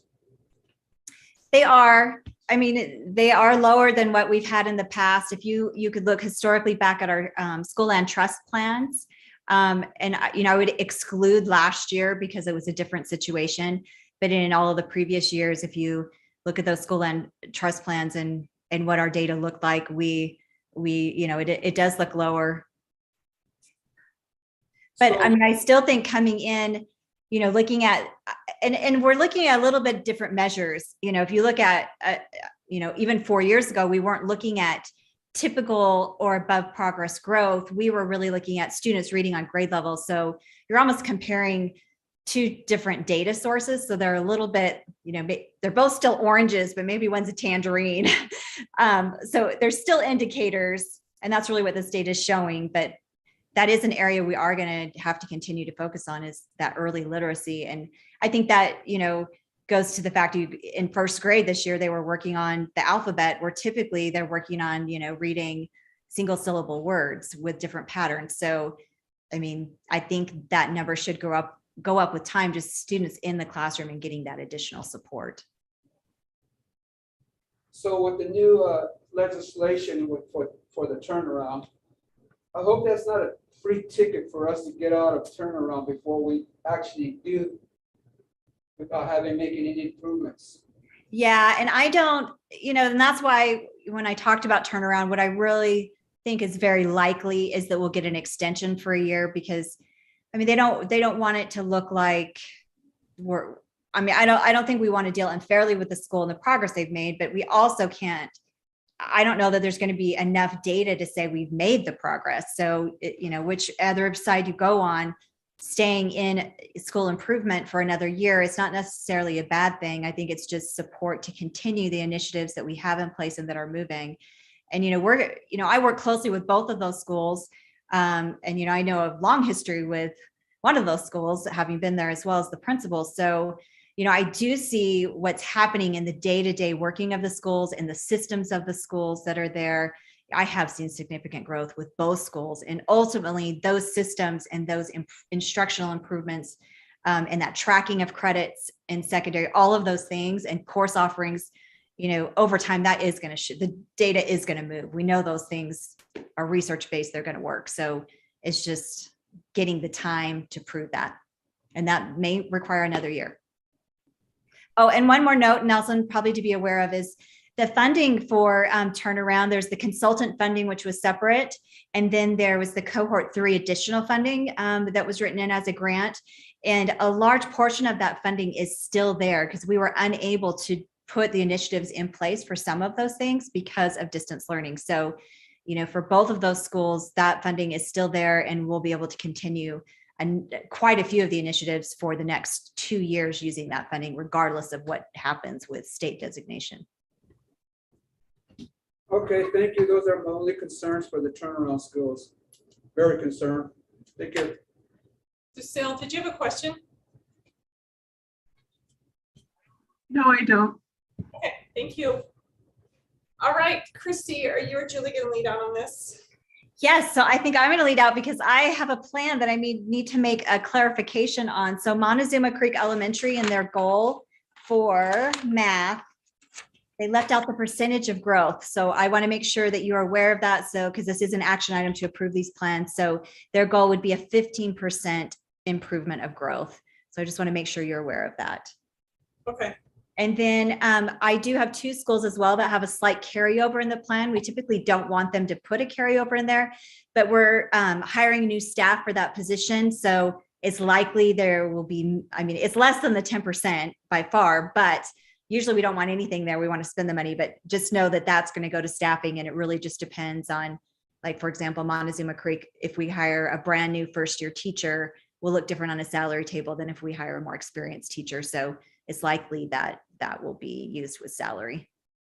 and on both of that one in Navajo Mountain, we're braiding that salary together with other funds. So I just wanted to make note of that. I don't think Julie had any notes on hers. So we just are open to any questions that you have about these plans specifically. I do need to say, I appreciate the work you do on these. These are, I feel like they're very streamlined, very good, very specific, which is what we've been looking for. So does anybody have any questions? Steve, did you?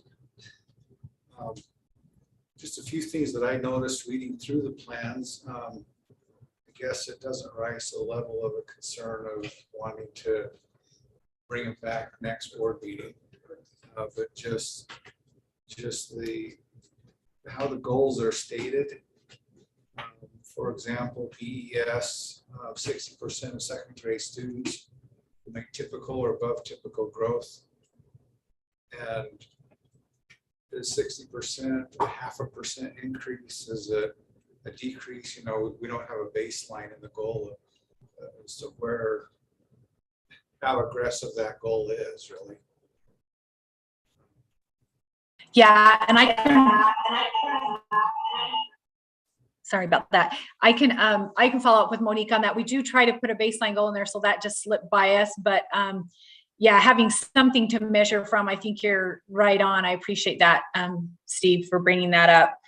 So, and most of those are for 60%, it will be from beginning to middle of year or middle to end of year, but I'll make sure she has that written in before we approve that. Any other questions?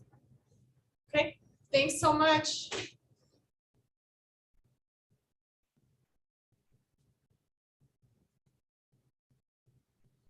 All right. Okay, thanks, Julie and Christy. We're going to move on to our capital plan work. I don't think there's any questions, so thank you. All right. Mr. Tyrell. Tyrell's gonna lead out and I'll. Okay, so just wanted to quickly go over the spreadsheet that was attached to Word docs for you. This just kind of gives an outline, kind of what Steve had talked about a little bit last board meeting. If you look off to the, if you scroll over to the right side of that spreadsheet, you're going to see a breakdown of all of our different structures that we have currently in the school district, what their type is, what their year of original construction was, and what their current square footage is. And then we've calculated just a current estimated replacement cost, with today's dollars, using just some really rough figures to give you an idea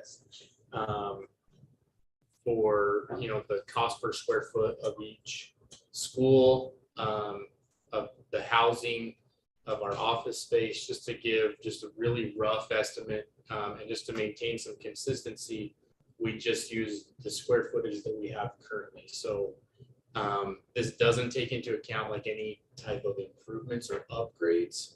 If you were to rebuild a new school and add on to this current size and increase the footprint of the school, it doesn't account for that. It just gives you a really raw number to kind of look at what the current estimated replacement cost is. And then as you continue on the spreadsheet, you'll see the estimated life expectancy, which is just using some data that Tom has provided for, across the state, kind of when we've seen school buildings be replaced, and gives that life expectancy, and then gives you your estimated year of replacement for the different structures that we have, just based on that data. Now, again, this is all really rough because we've pushed buildings further. We've replaced some buildings sooner, just depending on the building, but this is just to kind of give us an idea. And then you'll see just kind of what the estimated remaining life is with that life expectancy and our estimated year of replacement.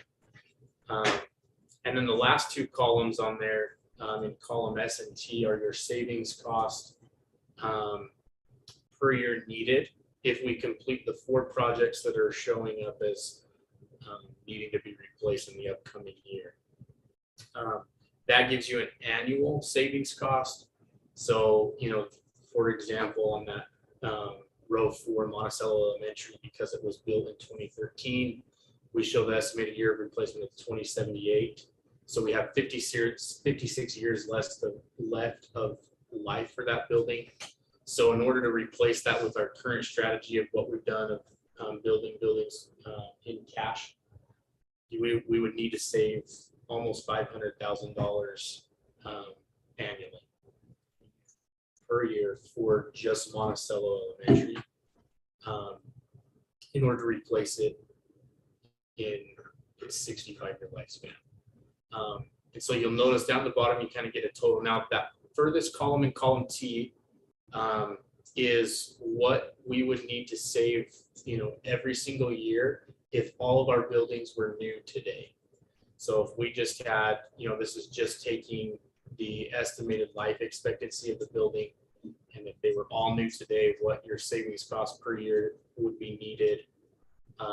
You'll see that number comes out to 4.7 million at the bottom of that spreadsheet. If every building was new, and if we maintain the strategy of just paying for cash for everything, what we would need to save annually in order to do that, to replace those buildings on those schedules. Again, really rough numbers, because that doesn't account for any type of major renovation that we've done to get a building to 95 years or anything like that. But it just kind of paints a picture of a little bit of where we're at with needing in order to replace these buildings using the savings method that we've kind of utilized. And then on the far left, just kind of breaks it down into like a 100-year timeline when those buildings come up, and gives you kind of what we looked at last month with end of year fund balance as we move forward. But again, really rough estimates. I just wanted to point this out, kind of where we're at with just doing a brief analysis of all of our buildings and all of our structures with housing, office space, and schools, and where we're at with our current methodology. I know where you've asked for like the recommendation, and after visiting with Tom and superintendent, we don't feel comfortable giving you this is our specific recommendation yet. Based on what we've done, we've also reached out to expert opinions to get some expert opinions on, is this building feasible? Can we renovate it for less money and make it last another 20, 30 years rather than replace it now? And that allows us to kind of stay within our paying cash method. So we're reaching out to some professional experience just so that we have that expert opinion as we evaluate our buildings a little bit closer and get that expert opinion. But I wanted to point this out and give you this just brief analysis, rough analysis, and if you have any questions about it, we can try and answer for you. I would just add, we are, we're slowly closing in on what we believe we will come with at least a recommendation or some options of a recommendation. As Tyrell said, as we've gotten into this, we've definitely needed some help. We are not, Tyrell and myself, we are not building experts. That is not an area of expertise, but there are others that it is. So we've reached out to them. MHDN is one of those. We've talked to some local people who always work very closely with Clayton and others, but we are certainly going to try to come and provide at least some options of how we may move forward. This just shows this just shows exactly where we are today. Like Tyrell said, if we wanted to try to save and do all the things that are looking at us long term, it's pretty daunting. It's pretty overwhelming. That's kind of what's on the sheet. So you're feeling like you'll have a more comprehensive, more detailed, more specific by next month? Next month or June. Well, it will come to some degree next month because there are some things that tie in with even our budget and stuff. So we will. Yeah, there are some projects that may have to get done that we will be building into the budget as we present that for the upcoming fiscal year. So some of that will tie in the next month. As far as like a long term, this is what we plan on doing. Specific drill down that may take a couple of months to evaluate things and get some more professional experience, but we do plan on bringing some of those recommendations to the very least. just some observations. I think it's important to note that all of these numbers that we're looking at are today's dollars, not adjusted for inflation. So of course, if you build a new elementary school in 56 years from now, it's going to cost a lot more, but we want to know what it is today, so we can share all knowledge back to today. Looking at this, one number that's really helpful for me is we evaluate the pay cash method, is that 4.7 million that Tyrell came up with in the bottom right-hand corner. To replace all of our buildings over extreme, lifetime, 100-year, we would need to aim for about 4.7 million adjusted for inflation each year. That's the number I see.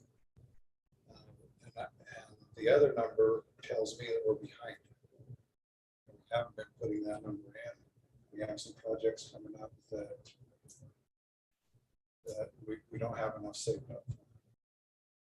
So I think it's really valuable information, as we consider whether we can continue to pay cash for our capital projects. Whether we might need to buy.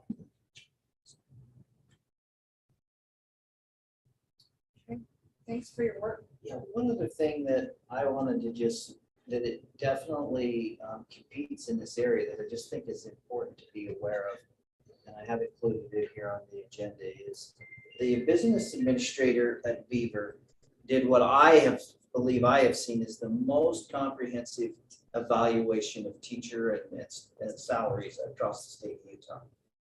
Quite often when you're looking at teaching salaries, you're comparing apples to oranges or oranges to apples, and whether the benefits are included or not, or did they really get all the benefits? Did they really drill into it? And this gentleman, who's, by the way, is Mr. Burke, I think Todd Burke's his first name, really tried to be comprehensive and put everything in there and put it on a sheet, and then compare it. There's 41 LEAs in Utah, 36 are represented here. So this doesn't include every single one, but it is a pretty substantial, a pretty inclusive group as far as representing most of the LEAs. And again, this, like I said, if you remember last board meeting, we had a public comment from one of the spouse of one of our teachers, and that spouse did refer to benefits being quite a burden and quite an expense on top of the salary and the things there. So I think, and then I've also had some principals talk to me. So I know in the eyes of our staff, they're looking at these things and trying to determine the total compensation. The one page that I want to pull up, and of course you have all the pages, there's so much information there, but up on your screen here is the total compensation. This tried to put everything that a district provides for a teacher. And it does look at the average of the first year, the 10-year, the 20-year, the 30-year as the average salary. So it averages those, then it looks at benefits and puts that all together. Breaks down the benefit costs and the compensation. They want us to come up with a total average compensation of what a district puts out for a teacher that they hire. And again, this is where, if you look at, we are down quite a ways. There are 4 LEAs below us on this, but we are quite a ways down the list. Now, the only reason I bring this out is because this is, in my mind, another big challenge that involves big dollars, big budgeting. It is a big budget item. And when we look at capital, we're trying to, keep in mind of our capital needs and the money that we need to save. This is a high priority. And I know everyone can look at this one way or the other. It is my philosophy that capital is very important. And I think capital does help us when we have new buildings. It helps us recruit. It helps us retain. I don't think it helps us recruit and retain as directly and as significantly as salaries. They come both across. First and foremost, when someone comes and visits and it makes a visit and sees our facilities, that is certainly another aspect of retaining. But I want to keep in mind that this is very critical. I see it as probably, one of the highest priorities to stay in very, very competitive with strong teachers in our classrooms that want to stay in the San Juan School District. So as we continue to build this, this plan with some recommendations and build a budget and try to do the most we can, I just want you to be aware that this is a variable that'll play out in all that as well. That we will build into any recommendation we bring before you. But it is a challenge. Just kind of know where we're at the present is healthy, I think, to fully understand where we stand. So I don't know if there's any questions regarding that. Questions? Are the principals, in this calculation, are they figuring? This is just your certified teachers, so no, this is not administrative. I will be 100% honest, I think we would fare absolutely no better, maybe worse with administration. Absolutely worse. We have fallen. And I know that there are people that say, well, you pay your administrators a lot. When you put them on paper across the state, I've had some very recently, just even in the last 3 weeks say, and I looked around, I'm gonna stay, but I want you to know what I saw out there salary wise really caught my attention. It made me concerned. I want to show you some of these numbers. And that individual brought those numbers to me and said, this is what the positions that I was looking at. So I know, I was aware of it before that. We, in both areas, we have great concerns. It's just a challenge.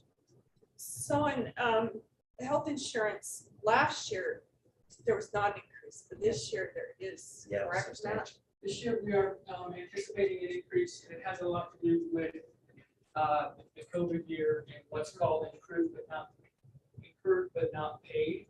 And that's an actuarial number that has a little bit of somewhat arbitrary as far as it's an estimate, but right now the numbers look really, really nasty, like the nastiest I've seen in the 12 years that I've been here. And yeah, it's gonna be a challenge. And that competes with salaries. So you'll bring suggestions or implement that when you bring back the other capital, correct? That'll be, yes, this all has to The budget. kind of at least be an aspect of consideration as we work through. They're very. Yeah, there's always that balance that we've had in the past where, we recently had somebody advocate for better health coverage as far as what they pay. And in the past, we've had teachers who say, we're not sick, we don't want my money going to a higher plan. I want the money in my pocket as in form of salary. That ties into also there's the competing thing of anything in the salary it works out better as they get closer to retirement. They realize your retirement is based on your average 2% each year for your 3 highest years. So the higher salary is, that really benefits you. So where you put the compensation could be debated, but that's why I like this study, because it's combining both of those, saying, okay, put more in salary, that's fine, or put more in benefits, that's fine. What's the total of both? And that's what that shows. A little bit for that with the different levels of plans that we have. So we have, There's a choice. a core plan Yeah, where exactly. you're really healthy and never get sick, it's less expensive. Type of deal, all the way up to a silver plan where you're like me and have 3 ways to break a leg each year. It might be worth buying option, but Yeah, it's good to have those options for people to meet their family's needs. Okay.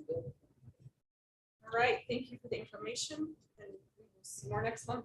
Number 9. Yes, building and use Okay, policy. thank you. In 2020, we passed this policy of our building use rental policy, 8220 and 8230. And yeah, this was one that got a little of attention, and it certainly was one that we worked through and spent a lot of time working through. And it's what allows us, to go through a process of determining use of our facilities and even the cost of the rental fee associated with the thing. If you remember back in 2020, we kind of put it on we kind of stalled with it And then there was a push because there was a feeder program that wanted to use one of our facilities. And so we kind of put it on a fast track, but we said, you know, that let's pass it and let's possibly see if we need to revise it. There could be a need to relook at it. And then COVID hit and everything, and we really haven't brought it back. And it would have probably stayed that way. However, there is a group that has brought our policy to light, and they've asked some questions. I think you have a letter from the Quilting Guild here in Blanding, and you know they came and wanted to use our facility. They wanted to rent our building across the parking lot here. And when we followed our policy, the cost was going to, you know, which we were following, it's capped at, I think presently 600 a day, 500 a day. So they wanted to use it for a whole day. It's going to cost them $500 to use this facility. And you know, they are a group that was a little bit, I don't think we'd ever really specifically talked about a group of their nature, which is kind of a community-minded organization that works together to produce these quilts and these things that are donated to the hospitals and for certain needs, clothing needs and other things. And so anyway, but in the end, they said, you know, we feel like we're a service group. We do a lot for the communities, and we feel like, oh, we can't afford $500 a day. And so they have sent this letter requesting us to relook at it. So this, I believe, I wanted an opportunity to start the process of dialoguing about it. And this policy, I would submit that as I've thought about it and looked at it, I do feel that there probably should be, if there's a possibility, we might want to consider some kind of a clause in this policy that is mindful for organization groups similar to a guild here, that they really donate their time, they donate their projects, they give back to the community. Now, we already have a clause in this policy that is very mindful of what we call feeder programs. Feeder programs that kids are participating in programs that, if the policy is written, will reasonably be expected to participate in our programs later on. They're going to feed right up into our programs. So we've done something similar in another area. I wonder about doing something in that area. And then the only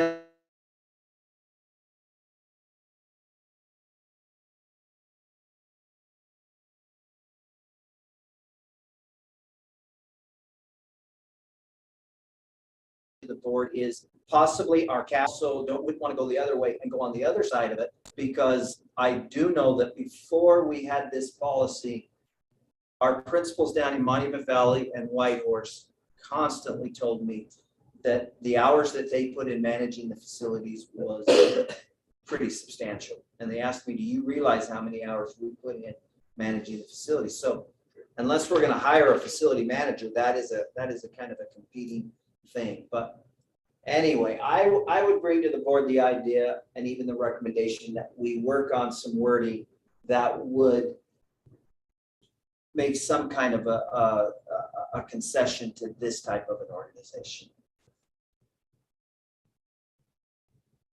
So, but my question would be, someone still needs to be there to manage that. How do you compensate for that individual's time? Well, that's just it, but we would handle it similar to probably like the feeder programs if we felt confident. Yes, someone still has to open the door even for our feeder programs and work through it. There is a chance there could be still a much reduced cost, a minimal cost, but Could we still require a deposit though that is refundable, even though it's just, because I mean, the facility's not cleaned up. feeder programs are. Yeah, I mean, I would And still do the feeder request a programs do deposit. it, because I like the deposit. Yeah. And I also think we need to change that deposit to a cashier's check. So if we ever really had to collect, we may not have any money. I think somebody can give you a check, doesn't mean it's but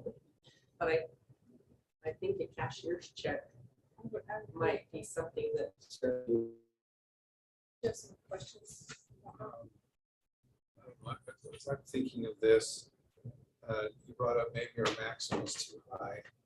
I think it might depend on what's being rented out. There's a difference between one room over here in this building and the auditorium or the gym or whatever, you know.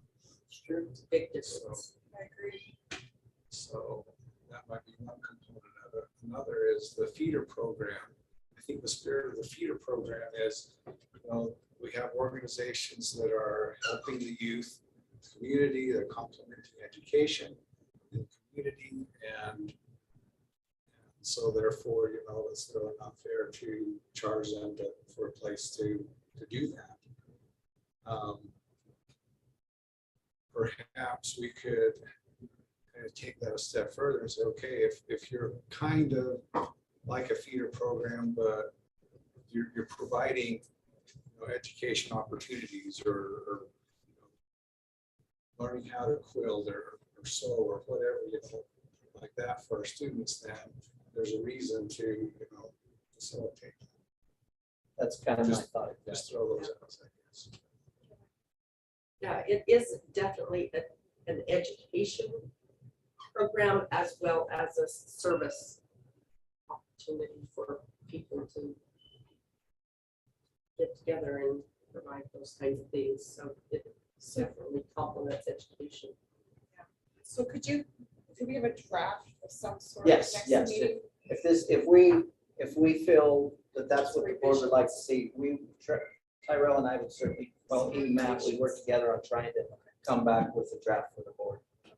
Would that be pertaining to the building, or would it also include such as like a facilitator?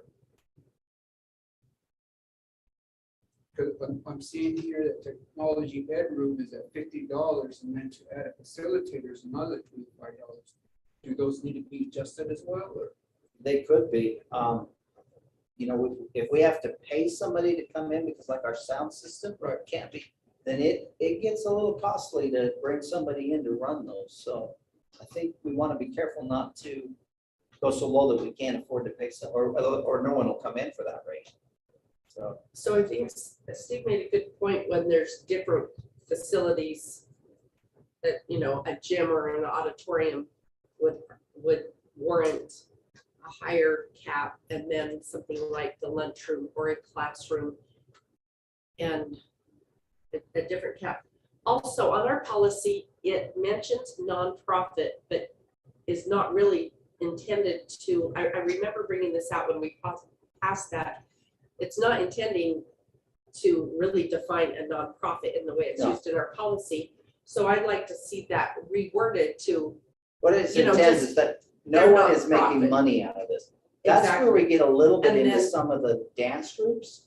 We have individuals that do dance groups where they make a pretty good little money out of that. Those students pay, you know, I'll give you an example. They don't ask to use our facility, but, you know, we have a gym that is on this north side of line that my grandkids come down for. I know they pay quite a stipend to go in and learn, but they don't ask to use our facility. But if someone is making that type of money and then they come and ask, we haven't seen that as a feeder group. That is a for-profit group, and they ought to be, anyway, we've treated them differently. yeah, and so with the idea of this one is a true nonprofit, so that may want to be Yes. clarified out. in, you know, working with nonprofits in there. So anyway, to make that note to maybe remove the language. Well, we of might that. want to take nonprofit altogether, just somehow, no one is financially gaining or something. That's what we were trying to Right, say. on that one, and then if the nonprofit of this group actually comes in to play in the editing of this policy, anyway, that just needs to be clarified, because it does say nonprofit at the start of that policy, so. And what I meant was no one was Right. financially gaining, but you're Yeah. right. Nonprofit makes it sound like it is a true legal designated This nonprofit. organization is a nonprofit, so we may want to reference nonprofit in a true sense if it's applicable. It We'll might look not at be that. applicable. All right, And there are nonprofit organizations, what's the term, the five oh? 503. Yeah. what? Yeah. 501. 503C. C3, yeah. Yeah. Okay, Okay, we will try to bring something back to the board. all right, thank you. Tyra, would you like to go through your policy? Yeah, so if you remember back several months ago, we did the fraud risk assessment, which is an annual process.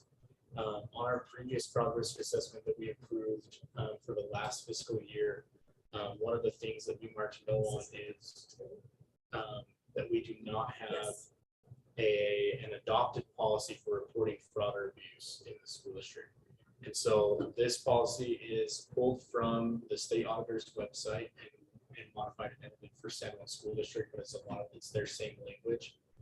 It just goes over what the kind of the procedures would look like for someone that's feels like there is fraud or abuse happening, and what that process would look like for them to report that, and who the people that they would be reporting to, any complaints that are provided. Anyone can file a complaint. The reporting is more for school district employees, but the complaints, how those would be processed and handled, just gives us some definition and clarity in how we would handle all those situations. There is a role for the audit committee in this process. You know, if there was a formal complaint filed, involved there. But this is just, you know, pretty run-of-the-mill policies as far as what the state auditor's office suggests. But if there's any questions or concerns with it, we can address those. But it would be my recommendation that we adopt a policy just to give, provide us some clarity as to how we would handle those situations. And allow us to have a policy that we can not just check a box, but does help us, you know, prevent fraud and abuse, because we do know what those policies and procedures would be if there was that kind of occurrence. Questions for Tyra? Okay. And just one last note, this is on as an action item. Okay. If there wasn't anything, I know it is our first viewing of it, so if we wanted to wait until next month, you're welcome to if you want some additional time, but it is as an action item if in case you did want to approve that. I will be bringing back the fraud risk assessment for this fiscal year in May, and we'll just have that on a calendar item. It's just an annual thing that we need to do. Last year we were a little bit late getting to that, so this year we'll get to that in May. So if we could adopt a policy like this before we go through that, that would be awesome. But just a heads up, that'll be coming next month. Is this one timely? Does it need to be passed, meet a deadline? No, it doesn't. It just if we could have it passed before we complete that fraud risk assessment, so that we can say, yes, our board and our school district does have a reporting fraud and abuse policy, then that would be great. It doesn't have to be done today. No, it's controversial or it's not. Yeah. All right, number 11. Yes, good news. This is something that's come before you before board. This, if you remember, there's legislation that is currently in place, and each year, at least the last 2 years, they have revised this legislation, this program. It's called the Effective Educators in High Poverty Schools program. They've increased the amount of teachers that can qualify for it, and they've increased the stipend. So this year in this last legislative session, they said they made it so that it's possible for SPED teachers, and before K3 teachers hadn't been allowed, or K3 teachers hadn't been allowed. So they brought in K3 teachers and SPED teachers now, and they increased the stipend from a possibility, a ceiling of 5,000 to a ceiling of 7,000. We have 19 educators that have qualified by this standard. This standard is This year. and then you have them in the executive, and then I put them under executive because we've generally tried to make this a surprise and tried to make it a big moment. And I would assume we'd try to do that again this year. Qualifying on this list and meeting the standard that is set according to state criteria means that they are in a highly effective range of instruction in whatever area they qualify. So they've tried to set that bar pretty high, and we've had 19 of them that have reached that bar. Now, when there's $7,000 bonus and there's benefits on top of that, so I think the total amount that has to be put into this for each qualifying educator is like $7,350 for them if they qualify. There's like 350 that go into benefits. The state has a pot of pool that is set aside by the legislators, and the district has to match that 50-50.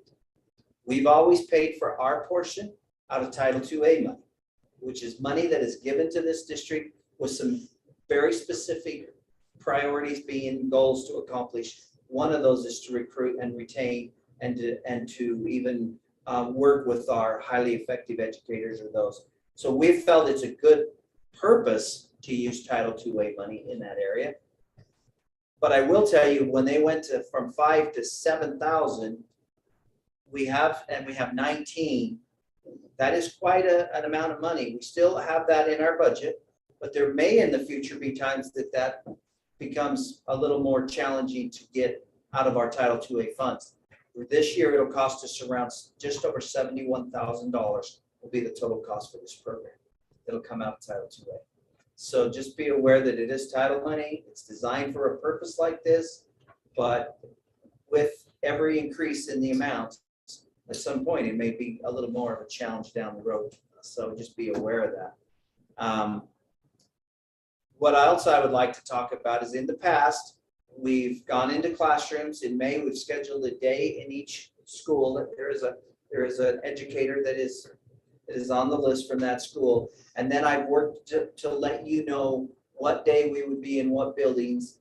And those of you that were available and wished to came in, and we marched into those rooms and with them in front of their students. We grabbed the principal and others, and we've gone in with the big check that we've had printed up. I think most of you are remembering that, right? So we've gone in and we've just made a kind of a big moment right then and snapped a photo. We could do that the same way. We could honor them in any way the board would like to see that happen. We possibly could have them come to a school board meeting, but keep in mind that next month we will decide whether we go to Navajo Mountain, which if we do, that probably would not be the best fit for getting all of our educators there. Or, and if we don't, if we're still here, we would be in Blanding where maybe it's more centrally located. But the board, whatever the board's wishes are, is how we would like to see us make this a very special moment for these 19 educators. We're willing to take whatever considerations you have. Does anyone oppose the way we used to do it? In the classroom? Just I think it's great. with this discussion though, gives me reason to let's think just a little bit and see if there's, I don't know. But like you said, he did look at the schedule and May we're scheduled to go to Napa. I don't know. And I don't know that you know, if you need a little more time to think about it, Yeah. you that's certainly could make a suggestion between now and we want to in the go next in week no yeah. later than probably the early part of May, first, you know, I would think the first week and a half of May. We do need, it would be paid out in the end of May payroll, so we do need to make sure, but that can be, we know who's on the list, so that could be arranged. So But we let's, could- oh, sorry. I was just gonna say, so we could work with ideas that come even after today, is what I'm saying. So let's do this. Let's just keep it the way it is unless someone notifies him to change it in a different way. Does that work? Yep. Sure. Okay. Justin, go ahead. Is that a letter? Go ahead. Well, the way we're doing it now, when we go into classrooms, you know, we shut down the classroom for a half hour, like, or whatever. If the teacher has a plan for that day, then they're not anticipating that they're going to get behind. Takes a day of your time, probably a full day, to go around all of the teachers. Or at least a full day in total, because I made it break it up. You're right. So I guess that's my concern about the way we are doing. You know, it's fun to take a picture with a big check. And I don't know the kids really manage the kids very much on why we're there or what we're doing. You know. But yeah, I just throw that out as maybe some weaknesses in how we're doing it right now. Maybe next letter and take out ads in the paper, recognizing that way too. You can wear your mask into the classroom. They might get kicked out. But You can wear the cape too, just saying. I agree. I mean, the teachers are, it's not like when they open, well, they do that on TV too, where they surprise them at their house, they open the door early in the morning and but I think the teachers are real excited about it, but they're conflicted with, I'm in the middle of this in my class. I mean, of course, they're excited, it's a neat thing, but I think the paper would be a really cool thing, even if it's in addition, but I think that's really yeah, I like that. nice to let more. Bigger I recognition. mean, I do think, if I remember, the San Juan Record has run a story on this after the fact. We've always sent it to them, but if we wanted to try to announce it there, I don't know. I think if we go in the classroom, we could spend less time and just quickly announce that your teacher is getting this bonus. It could be quick if we interrupt their time, but I agree they may have been like, oh, how am I gonna get through this now? So anyway, good thoughts. Well, if you don't want to interrupt the classroom, you could always, It's supposed to be a surprise, yeah, it is supposed to be surprise. and it's okay, it's title money. This year is gonna be $7,000. That's a pretty good little surprise. I know. Yeah, that's awesome. And I love that they have, they've worked really hard. And I know everybody works hard, but it's been cool. Everybody works. Dealt with COVID It's and awesome. we've been through the thick. They deserve it. Well, you Do it. You think of some way you want to do it. Other thing is you could let the principal announce it to that teacher's staff and then do the ad in the paper. Because when we go in, I don't know anybody else in the school knows why we're going in. And their staff really should know why they got that. But eventually they do, but Yeah, Okay. I like having it later, or at least later. If I were to Okay. explore some ideas that didn't involve the classroom visit, I'm getting the feel that would be okay for the board. If I explore that. I don't mind the classroom visit could be okay too, but I think it ought to be really short, be in and out of there. I'm too wordy, Mary. I know myself. Okay. all right. Okay, we We can have a like, script and have it like, we're in and out of there and be like, oh. okay, we have 15 minutes and then I'm going to break. So do you think you can, Well, we possibly 15 can. minutes? I'll break Let me- 7 minutes. I'll Let me warn lead you. out on the next one, and then Tyrell can fill in any gaps. In our meetings on Monday and Tuesday, USSA was kind of a bomb dropped. They presented the projected transportation budgets for the next year. San Juan School District was the absolute big loser. We are projected to lose $827,000 out of our last year's budget. Now, Why? there's two reasons for it. One is in Senate Bill 2, they did rewrite or recode how they're going to allocate those. It used to be that you could get a certain percentage of your reimbursable miles. You could go even up over 100. We used to get like 103% of our reimbursable miles because they would look at how efficient you were. And we were very efficient. So they'd actually reward you for efficiency. And now they took that away and we rewrote it so that just every LEA qualifies for 85%. So there was going to be a drop even just how that was worded. But what I think really made it much worse, really added on to it, was that our reimbursable miles from last year was drastically and substantially less due to COVID. We did not have our students in the river region. They were virtual all year long. We did run buses with meals and instructional supplies on them, but those had to be reimbursed out of ESSER funds because those could not be reimbursed by the state. So we did pay for those. A note on that real quick though. So we did pay for that, but we've been held harmless the last 2 years in our funding source. We were using fiscal year 19 Numbers. mileage data. because of that. And so we were able to run those through these last couple of years because transportation was always a couple of years behind because we're using previous year's data to provide funding estimates for the upcoming years. And so we've been held harmless using FY19 data. And that's why our pupil transportation budget has been able to maintain, through even this year.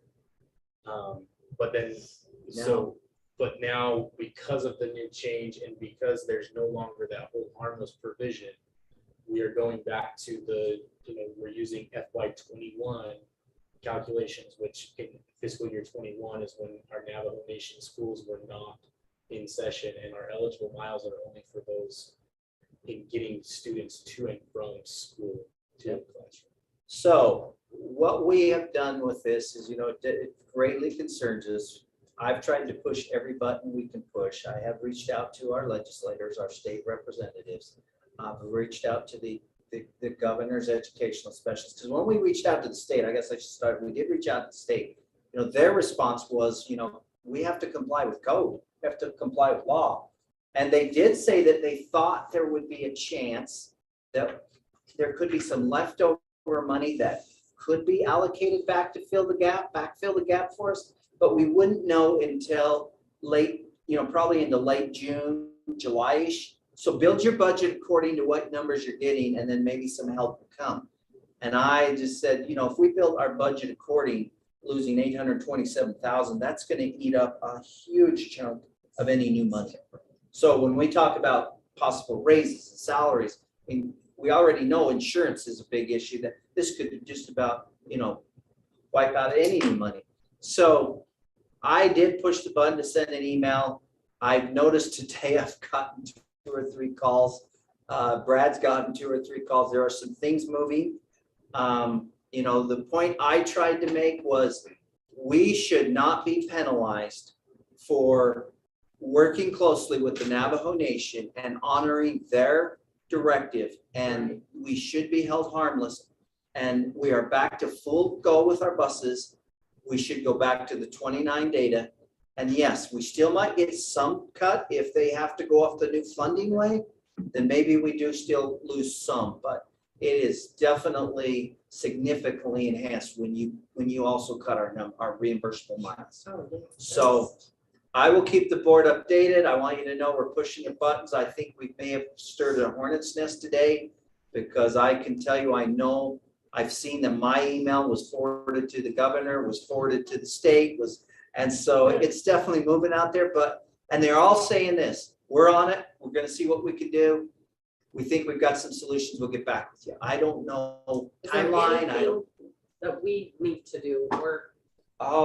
If I can tell you, if by May this isn't resolved with an acceptable answer, I definitely think I would bring a proposed letter to write, and the board, I would ask the board to, write a letter and send it at that point.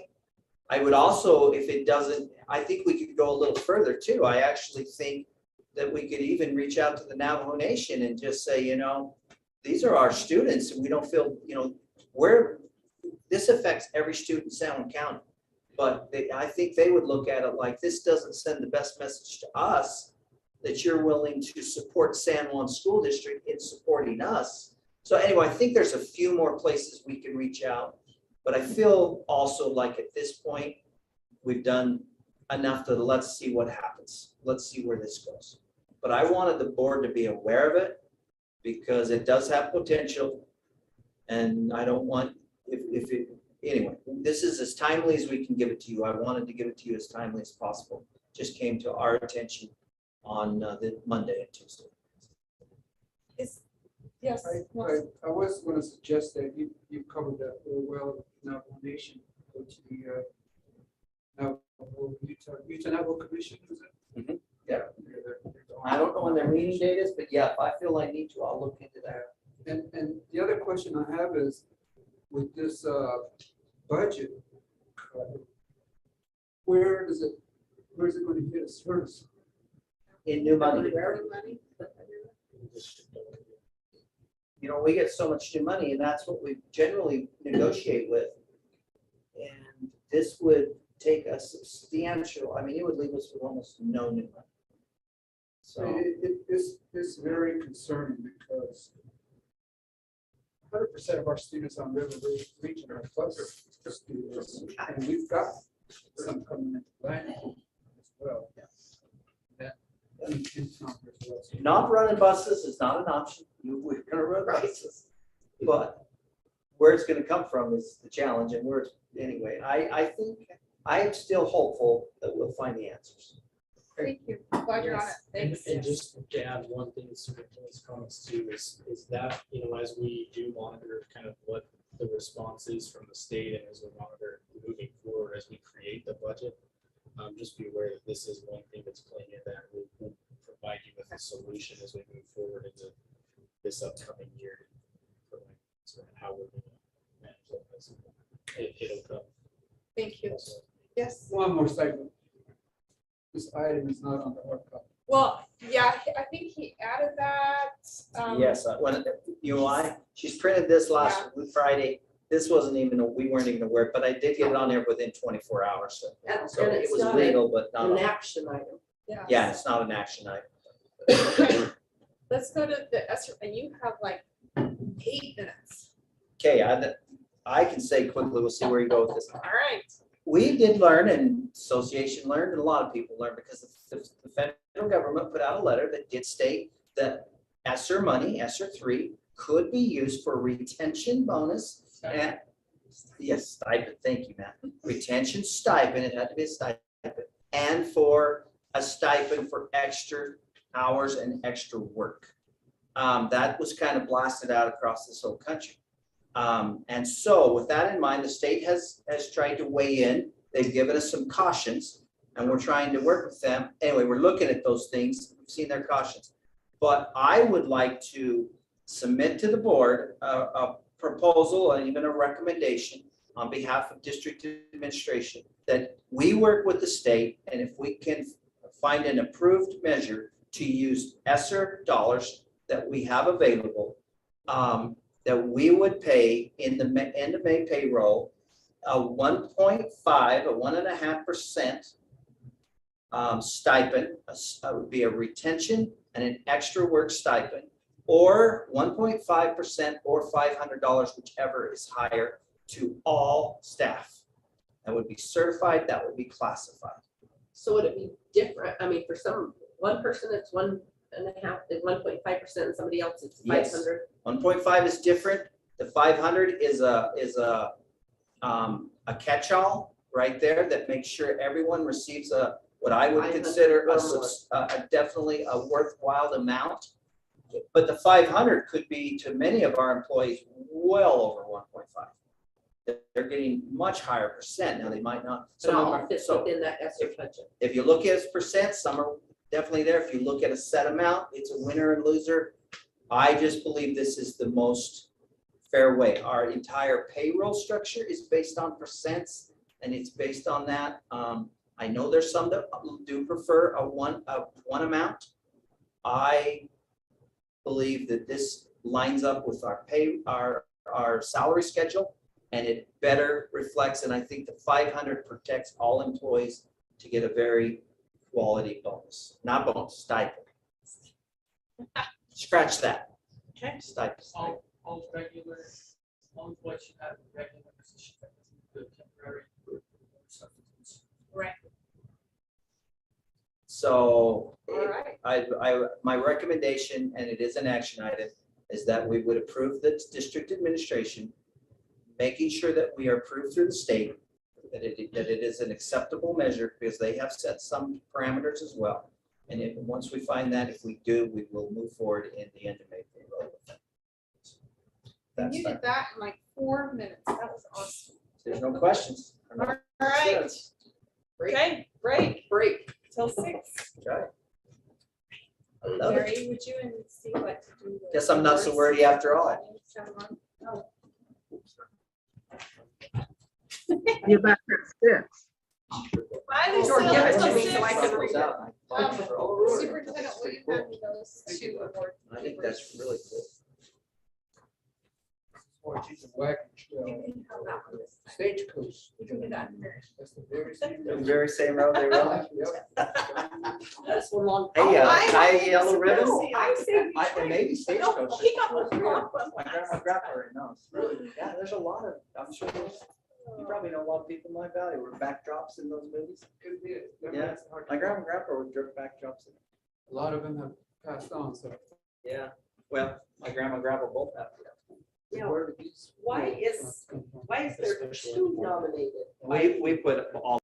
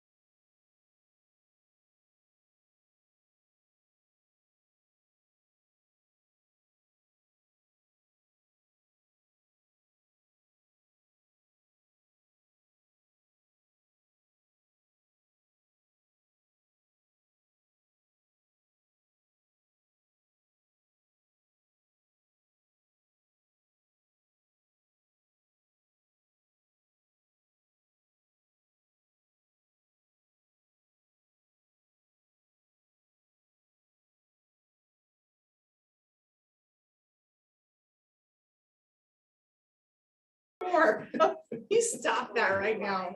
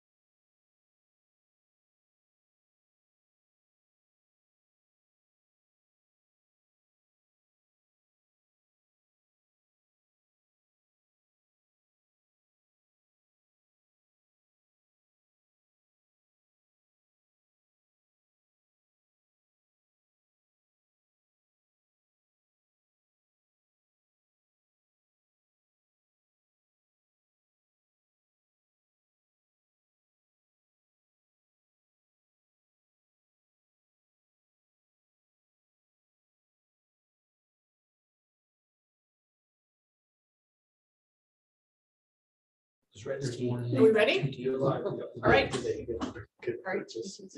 Yeah. Okay, welcome to the public portion of our board meeting, and We are going to first present.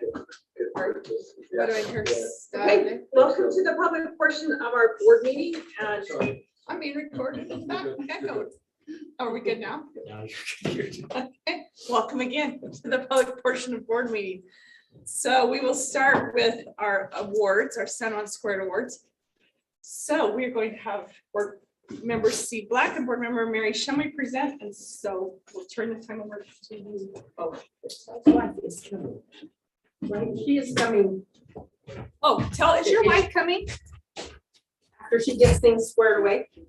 Okay, well, hold up. So we will do, Ally, you get to be first. Come to the front center and face the audience. Here in front, you get a hold of this. I will get you an invite for that too. It's Very sitting in, personalized. sitting in Nathan Children's box. Okay, this is presented to Allie Anderson, San Juan High math teacher, nominated by Ryan Nielsen and Tony Doan. Ryan Nielsen says this: Allie is a huge asset in our school leadership team. She is always willing to help where help is needed. She took on the task of developing our Google form for peer observations and did an amazing job of presenting to our faculty on student questioning. She comes to work every day with a smile, and students love her math classes. And Tony Doan says this: thank you for your math instruction to my son and all your students. Your flexibility and attitudes are very appreciated. Congratulations. Thank you. Awesome.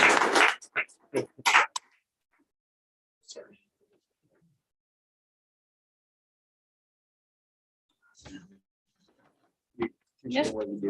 Yes. All right. Appreciate you on the team. We just, So, we're just gonna wait for your wife. That's fine. We can just move to our information items while we wait. We're not a problem.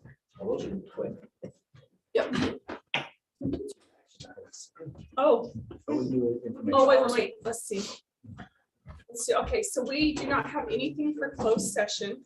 So we'll move past that. So I will accept a motion to accept the consent agenda.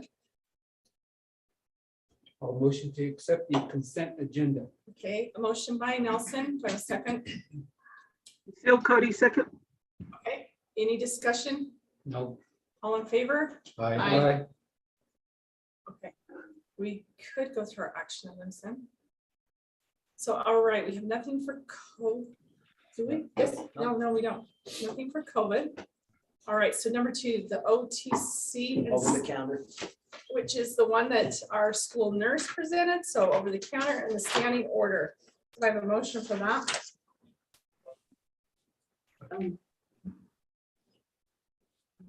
I move to postpone this to the next meeting for a second reading. Okay, do I have a second his motion? I'll second the motion. Okay. Any discussion? No. Okay, all in favor? Aye. Any opposed? I think we still said aye. All right, number 3, project. She's here. Okay, let me just get through this one. All right, Project Aware, if we have a motion. I have to see what these are. This was the grant Okay, that Trevor, I move to grant approval to proceed with the Project Aware application. second the motion. okay, discussion? All in favor? Aye. Okay, we'll suspend our action items for a moment while we present Tell his award. Okay, come up to the front. Tell.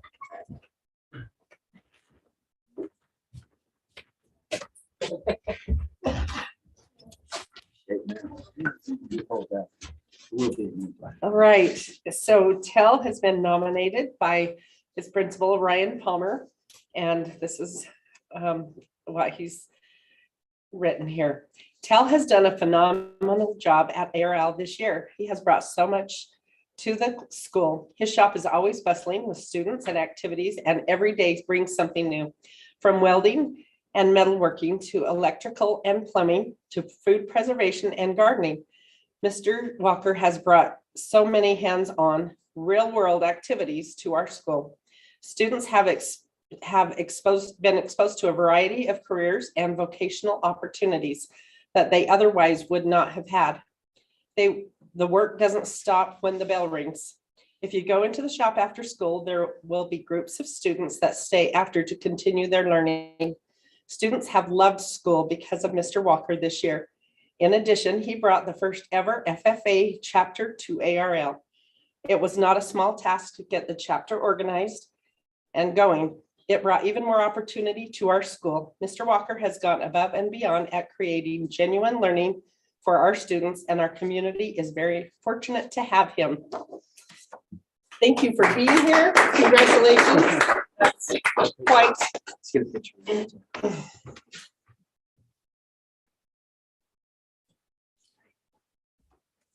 Thanks. 5 kids came down to the district office the other day. All 5. Good That's deal. awesome. I like to hear that. Thank you. Yeah, We great. appreciate it. Thank you. Thank you both for coming and the work that you do. And you're welcome to stay for the rest of our discussion, which should be hopefully short, or you're welcome to leave. You do not have to stay. So thanks again for coming and for what you've done. We're glad you were here with us tonight.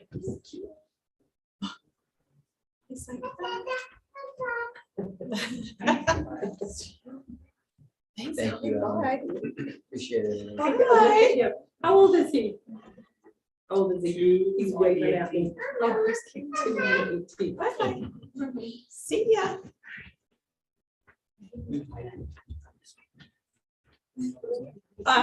Yeah, or you can come behind us. If you want. This is the easiest way out. No, there's no problem. Anyway.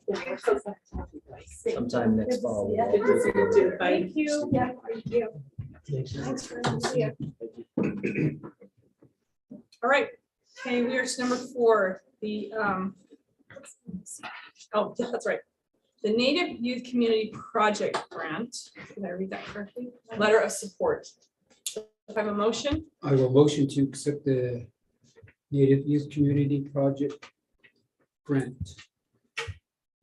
Second by Lucille. second by Lucille, okay. So discussion, Is it a grant or we're just doing a letter of? Support. Yeah, I think if the motion could just say that we accept submitting an application for the grant and we authorize a letter of support from the board. Because you're sending a letter of support. And with that letter of support, Trevor is submitting the grant. so let's use our handy dandy skills and you can amend the motion. Okay, I move to amend the motion by adding the phrase and approve a letter of support. Okay, so I need a second. for the Second. Amendment.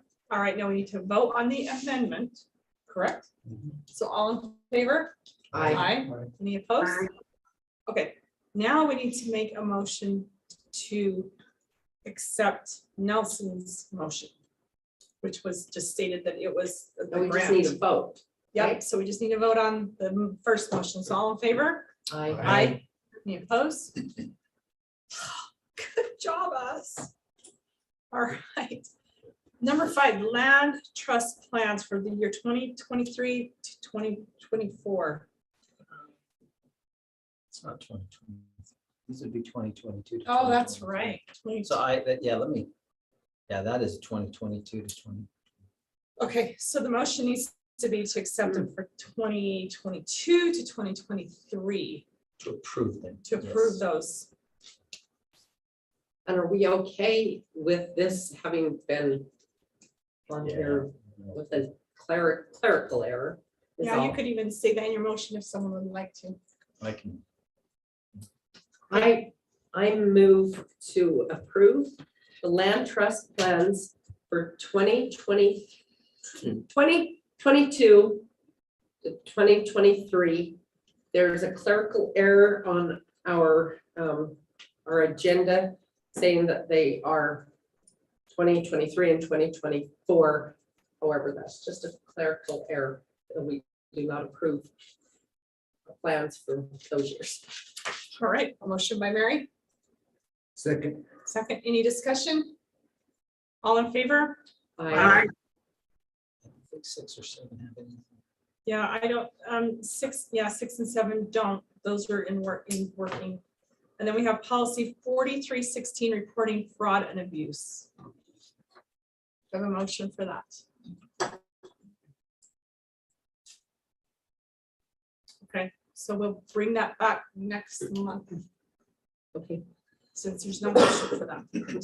All right, and then the 2022-2023 staff retention stipend.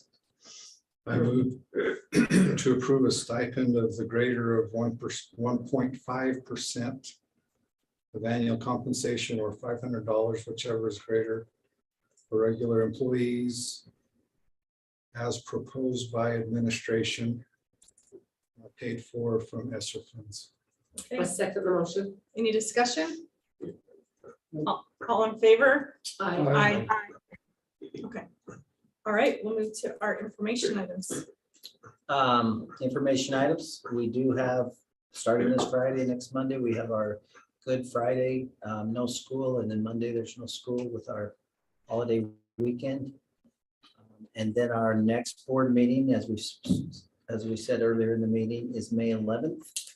And that is scheduled technically to be at Navajo Mountain High School. We'll have to monitor that and see. But if everything is a go, that's where we will have it. If not, we'll have it here. But as we did this meeting, I think we'll give it a couple of weeks and just try to assess what is the best place to have that meeting.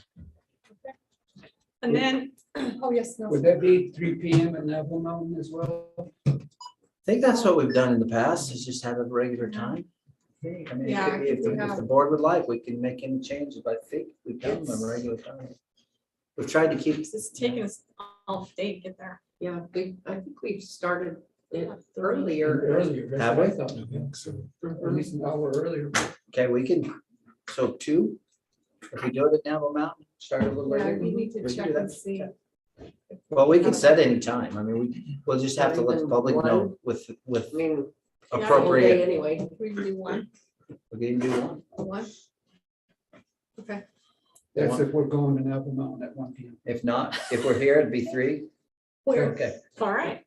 Okay, and then, Eva, can you, as soon as you know anything about retirement, you'll let us know, and then look at your And- calendars for graduation dates for next board meeting. Yeah. We'll go through that. And then just coordinate if the schools are writing something up or whatever and what help, I mean, what you need from us or they need from us or. Where did we had a discussion on that and we put it somewhere. That's not in the board handbook, is it, about retirees? Where did I read that? I thought it was in the board handbook. How we handle that? I think Seems like there is a Steve wrote it in the board I handbook. think you put it in the board handbook. We can go in and read how that's supposed to happen. I think it, Word for word is the graduation in the board handbook, yeah, but. I will look at that, but I think we moved that to the school. And I'm gonna ask them to write something up. If that's the way it's written in the board handbook, I'll try to follow whatever's in the. Yeah, we've been doing it at the school for, at their particular parties for 4 or 5 years. Yeah. But so- they have never had anything Well, I'll give them better in direction. my participation with it. Now, We are adjourned. And I need everyone to sign this paper, please, before you leave, if you would. you do have a, I don't know if it said this, I think but so. look at your graduation calendar, because there were a couple of changes. With Evening.